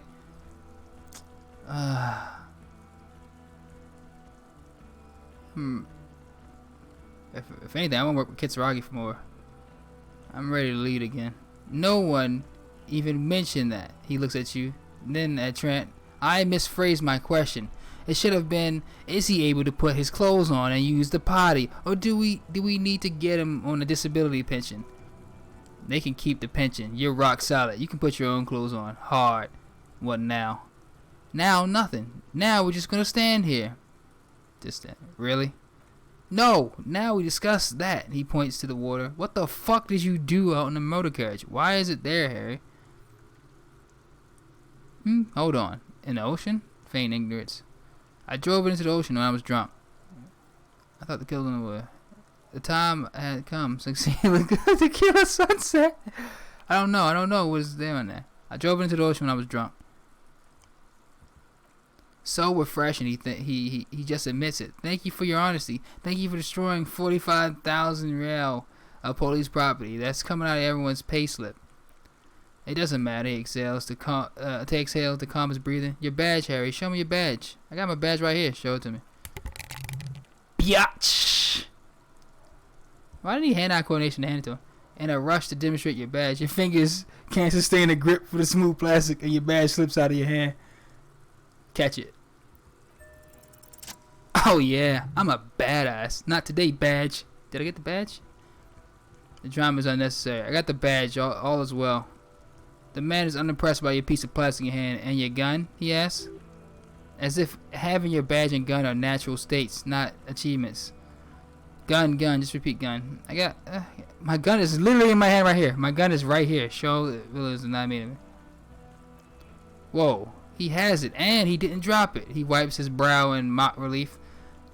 I mean, if you didn't think I was gonna catch the... gonna catch the underwater killer. Yeah. I almost had him too if it wasn't for the ground and reality and gravity. Ooh, he has it, and he didn't drop it. He wipes his brow in mock relief. You're drunk like a bum, Harry. Put that thing away before you kill someone. You told me to bring it out, you asshole. So it doesn't matter if I found my gun. I'm not drunk, and I haven't started drinking again. I'm not drunk. I haven't started drinking. I haven't drunk anything this entire game. So you forgot to drink. I don't buy it. Why do you smell like corpse then? He's wounded. He looks at you. It's been a long week, and he's handled an actual corpse. No idea what you're smelling. I washed death off me. Yeah, I've handled actual corpse. Yeah, it's been a bit of a week, and I'm sorry it smelled bad. None of this matters. My older situation is meaningless compared to what I've discovered. No idea what you're smelling. I washed death off me.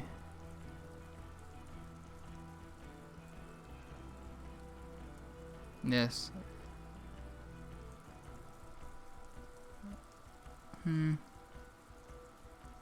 No idea what you smell. It washed death off me. The man doesn't reply, but his expression speaks for him. You should have done a better job, is what he's saying. Yeah, I've handled an actual corpse. I don't believe you. He squints. You're drunk. You let a suspect escape, a certain Ruby, because you were too drunk to take her in. We've read the reports, Harry. Lieutenant Kitsuragi's. We know. Wait, you guys been talking with him? She didn't know any. She didn't. Wait. You're right. I fucked up. No, she caught us in the pale editing wrestle. You know how much that hurts? I let her go out of act of mercy. She was shot. She was going to shoot herself if I didn't. Oh, well, if you let her go, he rubs his face in frustration. I'm not even going to get into the 80 other suspects you haven't brought in because it's hard. Or the fact that you very likely sold your gun for booze. That's peanuts. Oh, the rain's starting stopping a little bit. That's nothing. That's a humorous anecdote. Oh, suck a dick. Compared to the 7 people who were gunned down, the streets are literally red with blood, Harry. It was fucking mass murder. He did everything he could, the lieutenant interrupts him. We did everything we could. The company hired unvetted mercenaries. Lieutenant Dubois got between them and the locals. He did so at a considerable risk to his own life. He was shot and survived only because of his armor. We stopped an execution, not a negotiation. The loss of life was minimum compared to what could have been. Yeah, what he said. Yeah, it was a massacre. We got wiped. Where the hell were you? Where were the hell were you? Jesus Christ. That gonna make me sound like a real drunk. Compared to the greatest discovery of the century. Yeah, it was a massacre. We were wiped. We got wiped.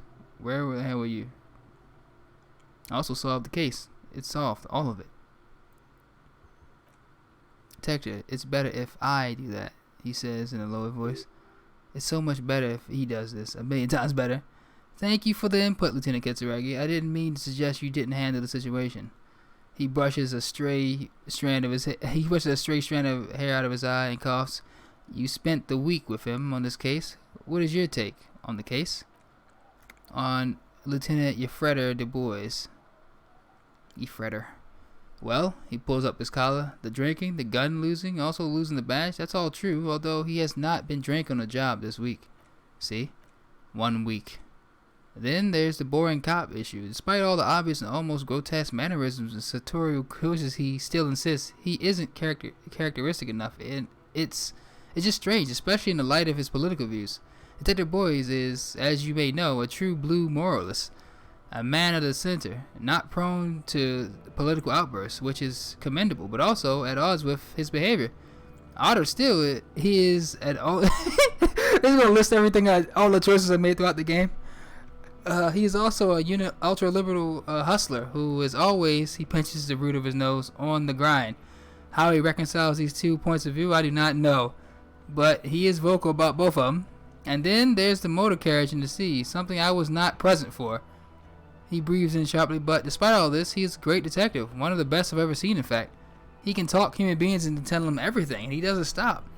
And all the time I spent with him, he has not once stopped pursuing leads, however far-fetched and tangential. Yes! See, I got rewarded for bringing up all these little tiny leads. He is tireless, madly driven.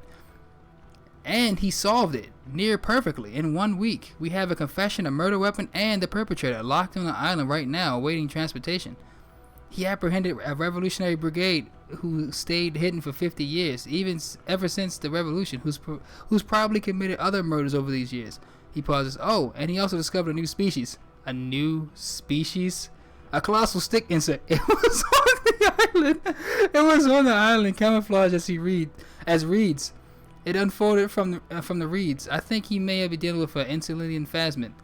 He takes up the photo and shows it to the office across the yard. The wind blows, flapping the glossy rectangle. Please don't let go of it, Kitsuragi. You hear gasp beneath the howling of the wind. As you can see, it's about 3 meters tall. In fact, we think it may be the largest land invertebrate ever discovered. Boom! Shock! I like them. I'm sorry if that was too loud in the mic. It's been a complicated week. Oh, this is just so... So as you can see, I'm a pretty okay detective. Say nothing. Fucking hell, is that? The man cranes his neck, still look at the photo. Is that somehow connected to the case? Detective, he turns to you. Yes, I believe the pheromone it emits may be responsible for the killer's mental degradation.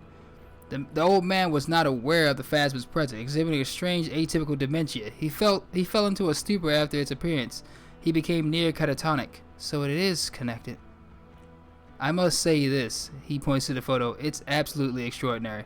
I don't even have the words for it. Yes, it really does make it hard to fire the drunk. His tired eyes follow the photo as the lieutenant puts it away. This is very, very sad. This is a very, very sad man who has just seen something that's made him forget his sadness. Now you make your case. Now's the time. Now or never. I also started a nightclub and Alright. The killer. We have a strong motive for him. Also, the fat one's female. The reeds are its nest. Female? What makes you think so? You had to see it. It had the subdued colors of a female and the nesting behavior too, I think. Incredible. Were the eggs in the nest? Not as far as we could see. There were other things there, though. He turns to you. It had gathered items in its nest, a helmet and a scope. Actually, this would indicate it was a male. This is far from anything in my field, but I think such nests are called bowers. They are for attracting mates. I still think it was female. Of course, as I said, I'm only guessing. I didn't see it. He pauses, turning something over in his head. It must be robust if it can move a whole helmet with his limbs. I think it reproduces parthenogenesis. As in cloning itself? It told me. Just a hunch. I don't want to go too crazy. That make me look crazy. But it did tell me. Observation. Well, then it wouldn't matter if it was male or female. The boa would just be rudimentary behavior from before the pathogenic mutation. That makes sense, yes. Very interesting. He looks around, quickly assessing the coast. Such organisms are extremely vulnerable to disease. A single strain of bacteria could wipe out the whole species. We're probably looking at a conservation effort here. It emits a chemical that makes it look even more like the reeds. Yes, that would be pheromone. A pheromone that's seemingly beneficial to the host. It usually stimulates the affected nervous system. Not a humans, of course, but perhaps a predators? The predators seem intoxicated somehow, like an addict. It's just a hunch, but there are species of bees that use the influence of pheromones. Take wasp larvae to their hives. Ants do the same with aphids, thinking he stops. Do you think this is how it stayed hidden? Nothing is off the table, but I want to stress this. The find does not have to be connected to the case. The case is 100% prosecutable without any of the pheromones. Of course, Lieutenant, of course. We should treat the case and the phasma as completely separate from each other. People are not going to, he shakes his head. They're not going to go for this speculation in the constabulatory. Conclude, it had mandibles that looked like hair and it was completely white on the inside. Yes, but also reed color, beige and brown, a little green on the outside. After unfolding from a single stalk, it still retained parts that looked like reed tufts on its limbs. Yeah, son. Incredible, he repeats, turning to Vicamere. Bruh. I'm not getting off until I finish this game, but I might not be getting off for like another hour at this rate. The PR value of this is exceptional. Cop discovers new species, maybe even discovers the insulating phasmid. No, that's too much. This would really help with some of the problems we've been having.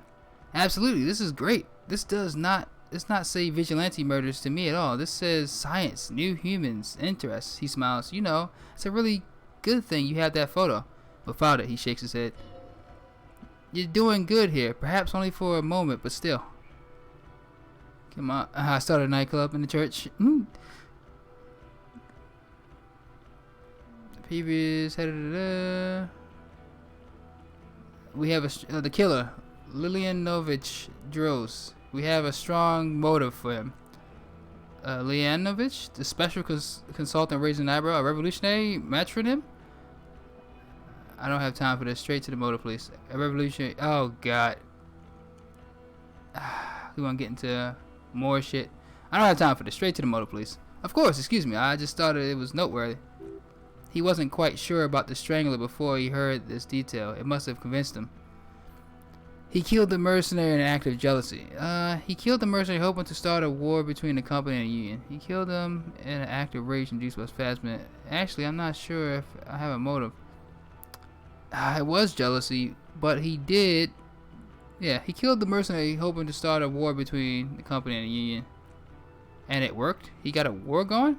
Yes, until we stopped it. The lieutenant is quick to correct him.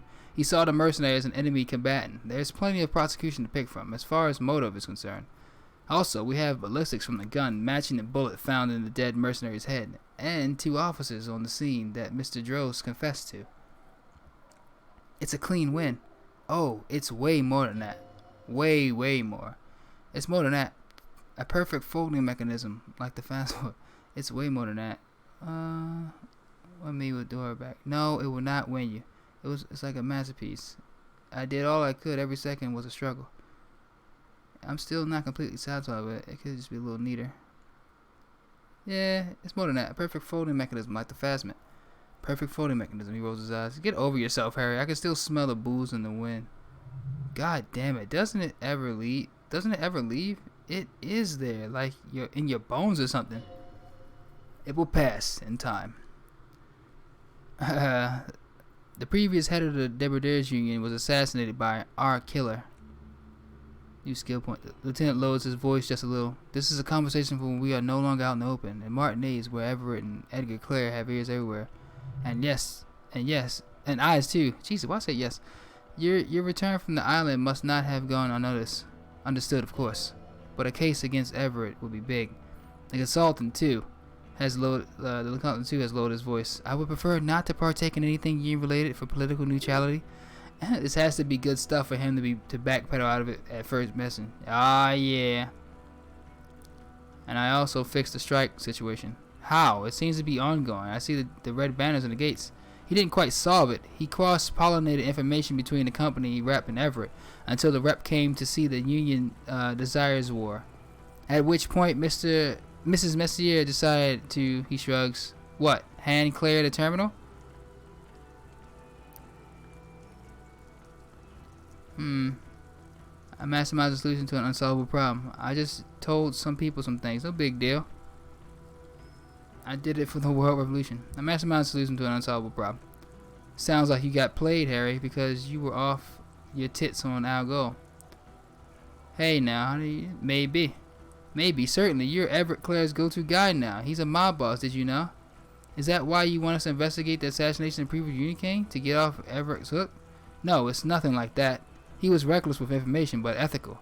We don't owe anyone anything. This allowed us to stabilize things in Martinez. God, calm down, Gene. Yeah, suck it, Gene. Silence, good. The man doesn't know what to say. There was also a dead man on the boardwalk. A missing person I found. Yes, fallen through a gap in the boardwalk, drunk. How did you know I found him? The body was transported to Precinct 41 or our morgue. I had Tilbrook and Mullins take care of the funeral arrangements and the family stuff. You're not the only cop in the world, Harry. This all comes back to us. Still, she says quietly, good work with the missing person detective. I also started a nightclub in the church? What was that? He cups his ear and the wind blows. It sounded like you set up a nightclub in the church? Yeah, I reinvigorated local nightlife. Yeah, I did some kids a solid, turned their lives around. Yeah, this here unexplored, I think phenomenon too. 2mm. Yeah, I discovered a hitherto unexplored anthropological phenomenon in there too. A 2mm hole in the world. Get a grip. No one cares about your anthropological adventures right now. 4 kids were living in a tent on the ice. They were going to drown when it melted. It's not optimal, but the building was abandoned, so he put them in there. It's okay. It's not that okay. Get off the subject now. Okay. I also looked into the mystery of a doomed commercial error. He shrugs. I don't know what a doomed commercial area is. Rue de Saint Gilles, a commercial building where all buildings go bankrupt. I looked into it. The curse turned out to be the possibly instrumental part of a larger investigation into Martinez itself. No, it didn't. It didn't turn out to be intro-ponetical again. Enough with the solitary, pale 2mm hole in the world line. This isn't Paradox B. We're a police force. It doesn't like the lieutenant wishes you to push this angle any further. Cut it out. Indeed, is indeed what he is thinking. All right. So, what do you say? Want to take this hot shit back? Point to yourself. I don't want to, but you discovered a new species and solved a murder, he shrugs. So I have to, Jude. A quick nod. Anything that ends the trial is okay with me. Agreed. The public relations potential of this is too valuable to let it go. Okay, he sighs. We have vehicles in the square, and the perpetrator needs to be taken in custody. Let's go. We had a few questions before we go about who I am. The man looks westward impatiently, jingling his car keys in his pocket. Okay, I'm a dirty cop. Precinct 41. What kind of, who am I? Who are you? You're a gym teacher, Harry. What? Well, obviously you're not a gym teacher anymore, but before? Before you were a cop, you were a gym teacher in Quran. She looks around. It's getting really cold outside. Should we maybe? That does explain a lot, I guess. Harry explains everything. The running around, the jumping, the bicep girth, your inexplicable facial hair, the collection of found sportswear of mass. Some of so this determines all the clothing I was wearing determines my backstory, apparently. Some of your more old school wording choices, your posture even, the constant stretches. Also, this guy. Just everything about this guy. God, even the javelin throwing freak here. When was this? When was I a gym teacher? In your 20s or late 30s. I mean, in your 20s or late 20s. You've really let yourself go since then. He looks you over. You said in Caron. I was a gym teacher there? Yes, you taught gym in Caron. I believe that was the term Taught gym at a high school. You were a high school gym teacher. The smell of sweat and glue. The worn floorboards. Ah, high school Harry. Your goings on with Kuno, Andre, Asil. The whole thing on ice. That's why you're so juvie. His smirk suggests barely contained laughter. Why did I join the RCM then? The regular. You found some chicks. She inspired you to fight the big fight. Be more than you are, all that. You every morning walking from Voyager Road to teach gym. She leaving for the academy with her spring coat on. The air filled with smell of smoke and raspberries. Incredible hope. An ocean full of hope. Wow. Okay, I see now. I knew it. I knew no normal human being could run like that. He's an honest-to-God gym teacher. Why'd you keep this from me, Kitsuragi? Why are you like all of a sudden revealing this shit now? Are you working with these assholes this whole time? Why am I like this? It's not a mystery. Some chick fucked you over. Also, you're a drunk. You really went with it too. Really maximized the damage. Some chick. Was her name Dora? Yeah, Dora Engerland, I think. Not Dora. Du Bois? So we weren't even married. No one is married anymore. This is Revachol. When was this? God, I don't know. He thinks 6 years ago? She was way before my time. 6 years and you haven't gotten over it? What the hell is wrong with you? Okay, okay. 6 years is not that much. It couldn't have been 6. 3. Let's go with 3. 6 years? Yeah, or 7. You're not doing too good there. It's an old man thing. 2 old years equals 1 normal year. That and Dora England really tore you a new one. A big one. Who was she? Incredibly bangable? Huh? Figures. Extremely fuckable, Harry. Gorgeous. A gorgeous word. Jesus Christ. Woman. Wifeish. Like a welcoming, basically. Snow welcome. Blonde welcome. Heartbreak welcome. Pain welcome. I've only seen a picture, but it's obvious you formed a real spiritual connection with how pretty she was. One you never recuperated from. Look, she turns to face the sea. The sun is going down. It's time to go home. I think she taught in the Académie des Arts. The sun went down long ago, lady. It's like almost 9 o'clock. Académie des Arts, east of the river, way east. Hard to say which came first. The middle class chick or the drink, egg and a chicken kind of thing. My point is, you need to see a psychiatrist about this shit, not a psychologist. Several degrees harder. Is there something harder than a psychiatrist? He pauses to think. A forensic psychiatrist? Go talk to that. In other words, he's heard enough about this. Okay, am I a dirty cop working for La Puta Madre? No. No, because a suspect seemed to think. You're too unstable to work for a mob boss. You're suicidal, Harry. No mob boss will take you. I assure you, I wouldn't consult for a corrupt unit. He would immediately backpedal out of it. I told you, it's not that bad. Precinct 41, what kind of station is it? Us? We're the bloody murder station. Haven't you heard? We're the bad guys. No one likes us. That's not true. Jamrock is too big for one precinct. You're just understaffed, and everyone respects the 41st. You have Captain Price. Thank you, Lieutenant. You're being kind. It is an understaffed station, and the district is too big, which is why we need to, he tilts his head northward, get back to it. We left Torson and McLean to run the Sea Wing. It's not good. Torson and McLean? Mac the Torso, Torson, and Chester McLean, she arches an eyebrow. They're not fit to run a wing. Believe me. Things are shaky as it is. They are damn iconic, though. Torson and McLean. An iconic duo, I take it. Yeah, not like us two, clinically depressed old men. Where's the contrast here? We're garbage. And Sea Wing is... God, he says. There are like 4 wings, Harry. A, B, C, D. We're in C. It's made of losers and clock punchers. You and I are reconceptualized. It's a task force. It's a mistake. There's also a lot of outside help involved. Not only me, he smiles. Other losers too. He's anything but a loser. Although he would like to be seen as one. It's cooler that way. And Price is? Ptolemy Price? Ptolemy Price, I guess. I don't know. He's the son of the old Price. One of the founders of the RCM. He's one of the most highly regarded men in the force. You're lucky. Somewhere under the curved roof of a former silk factory, shaped like a ladybird with two chimneys, Police Captain Ptolemy Price sits behind a heavy wooden desk. Resident medic Nix Gottlieb pours him coffee. It's silent in the captain's office. They speak of change, the city, the tension on the streets. They speak of the events of April and the blood on the streets in May. So I work for the Bloody Murder Station. Okay, it's not the Bloody Murder Station. It's an old converted silk mill with green desk lamps and a coffee corner. A lot of good people work there, hard, every day. Jamrock is the largest ghetto in Revachol, Farborough technically, but it's divided into 11 districts. Jamrock only has us.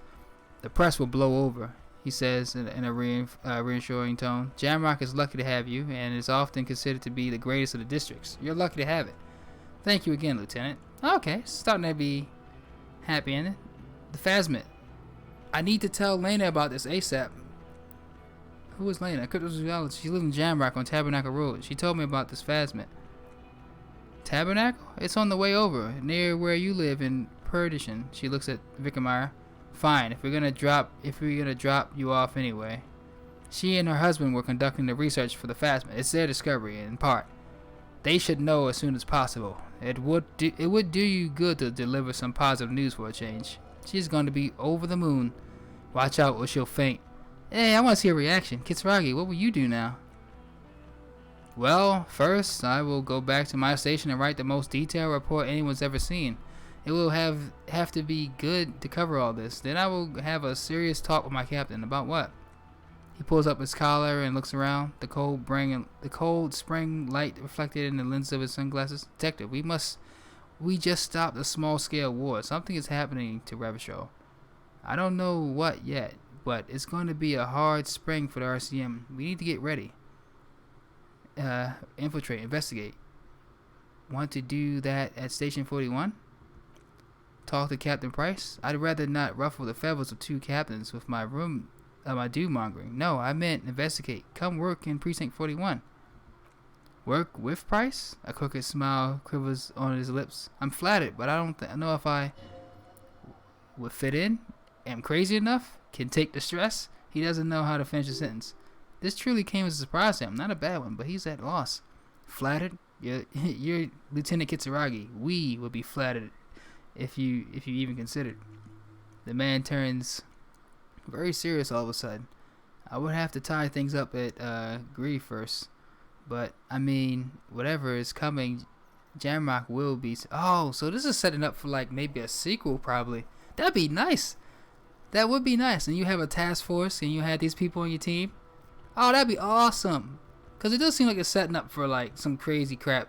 Like, all this world building. They couldn't just do one game. It is so much world building. So much with the government and, like, the state of the world, how this world works. You know, all the fucking... the Pale talk and how things get destroyed, all the religion. It's crazy. It's so in-depth. Like, this world is like a living, breathing world.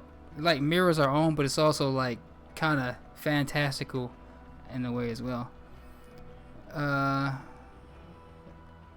man turns very serious all of a sudden. I've been interested in the harbor. And we also have a huge caseload, Lieutenant, she says with a smile. Piles that we need to get back to. Mountains, even. I do like the sound of that. He returns a smile. Yeah. I'm ready. And good. She looks at you. Then Vickemeyer? Fuck it. Excuse me. Fuck it. Let's go. The man points down the street. Trent brought his motor carriage. It's a 20-minute drive to Jamrock. Under the evening sky, the great district turns on its lights. A chessboard of wooden houses. 80,000 living souls inside. Fire traps as far as the eye can see. From Main Street to Precinct 41 atop the motorway. To Boogie Street. Forking in the dark horizon. You close your eyes and hear the dogs bark. A lone woman sits by a factory window dreaming of meteorite strikes. On Rue de Saint Jerome, a square bullet slides into a square-shaped chamber.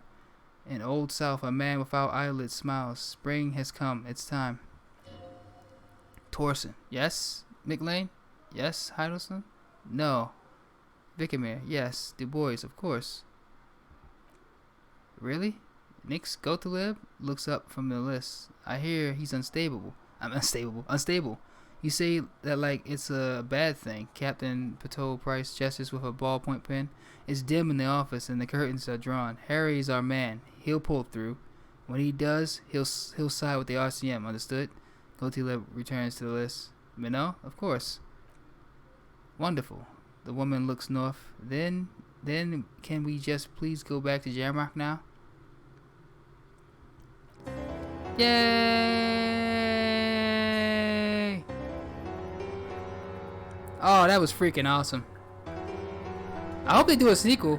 Like, it's too much world building for them not to. They got, yeah. They should do a sequel. Kitsuragi come back. Oh yeah, GG. Thanks Morg for stopping by, bro. You was here for like pretty much like 60% of the game. My favorite game of 2019. Yeah. I'm thinking pretty much the same too. I understand why it won what is it? RPG of the year. Hold on, let me turn this down a little bit. I understand why it won RPG of the year. This shit was awesome. It felt like a true RPG. Like most, you know, people say, oh, it's an RPG, you can do what you want. This really felt like I could do what I wanted. I could solve stuff the way I wanted to. Yeah, it seemed like there's always multiple decisions you could take, and you know, you press forward. Yeah, I do want to do another playthrough of this, just like as an asshole. See, I hope we got a new game plus though. That'd be nice with all my skills and everything. Dasha Nerkrasova. But yeah. Oh man, this is great. I love every second of it, bro. It started out so depressing, then it kind of got, you know, less depressing as it gone on.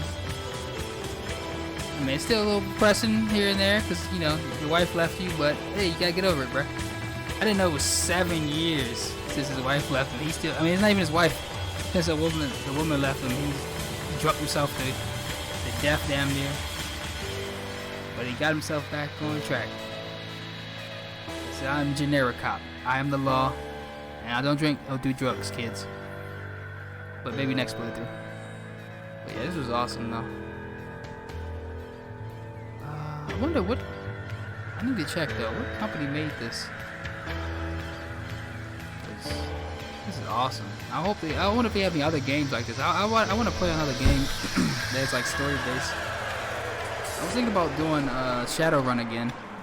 That seems to be like heavy story based. I haven't finished it. I bought it a long time ago when I finished it.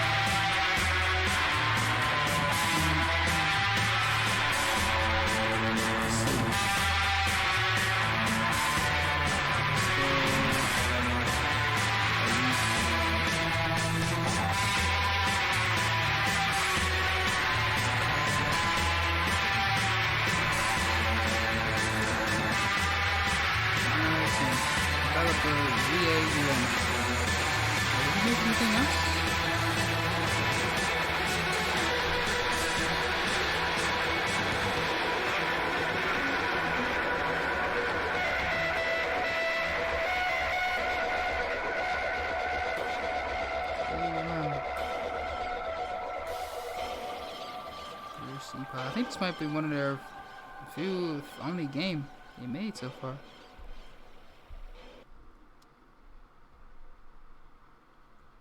I wanted to see if it was like an after credits scene. Oh, no new game plus? Let me see. Shadowrun and Shadowrun Dragonfall are both terrific. Yeah, I wanted to start up another run from that. I played like a few hours of the first Shadowrun. I just bought all the DLC like not too long ago. I was thinking after I started playing this, I was like, I got an itch for Shadowrun again. I think I'm gonna get back into that one. You know. And plus, I got like combat and stuff in it too, and it's a lot more flexible, like character development and stuff like that. This was more so narrative based, which was really good. It was fun. I don't mind that because I like the characters in the story. But Shadowrun is narrative based, and it got some action in it as well. So I wouldn't mind doing another playthrough of that, and actually like going through it and all the DLC. Whew. Cause this game, it scratched an itch I didn't know I had, bro. And you know, now I'm hooked. I want some more adventure games with this kind of depth and like attention to detail. It was awesome, bro. Whew, and the stream held up too. It didn't crash anymore, so that's good. I got all this. I'm gonna see if I can upload the rest of it to YouTube and have the whole series. But yeah, thanks Morg. Thanks, bro. Yeah, it was fun going this game with somebody too. At least having somebody to react in the chat as well. I appreciate you stopping by, bro. It was a really good stream. I'm gonna get ready to take my butt to bed in a second. Cause it is 4 a.m. over here. I think I started playing at like 10 o'clock today. But yeah. Alright, let's see. Let me see if I put new game. Does it? Oh no, it just tossed me back over. Damn. No new game plus. I might play around and do another run as well. But yeah, off the bed. GG again. Yup. Thanks, man. I appreciate it, yeah. Thanks for stopping by. You have a nice day, man. Be safe out there, and yeah, have a good day, bro. Thanks for stopping by.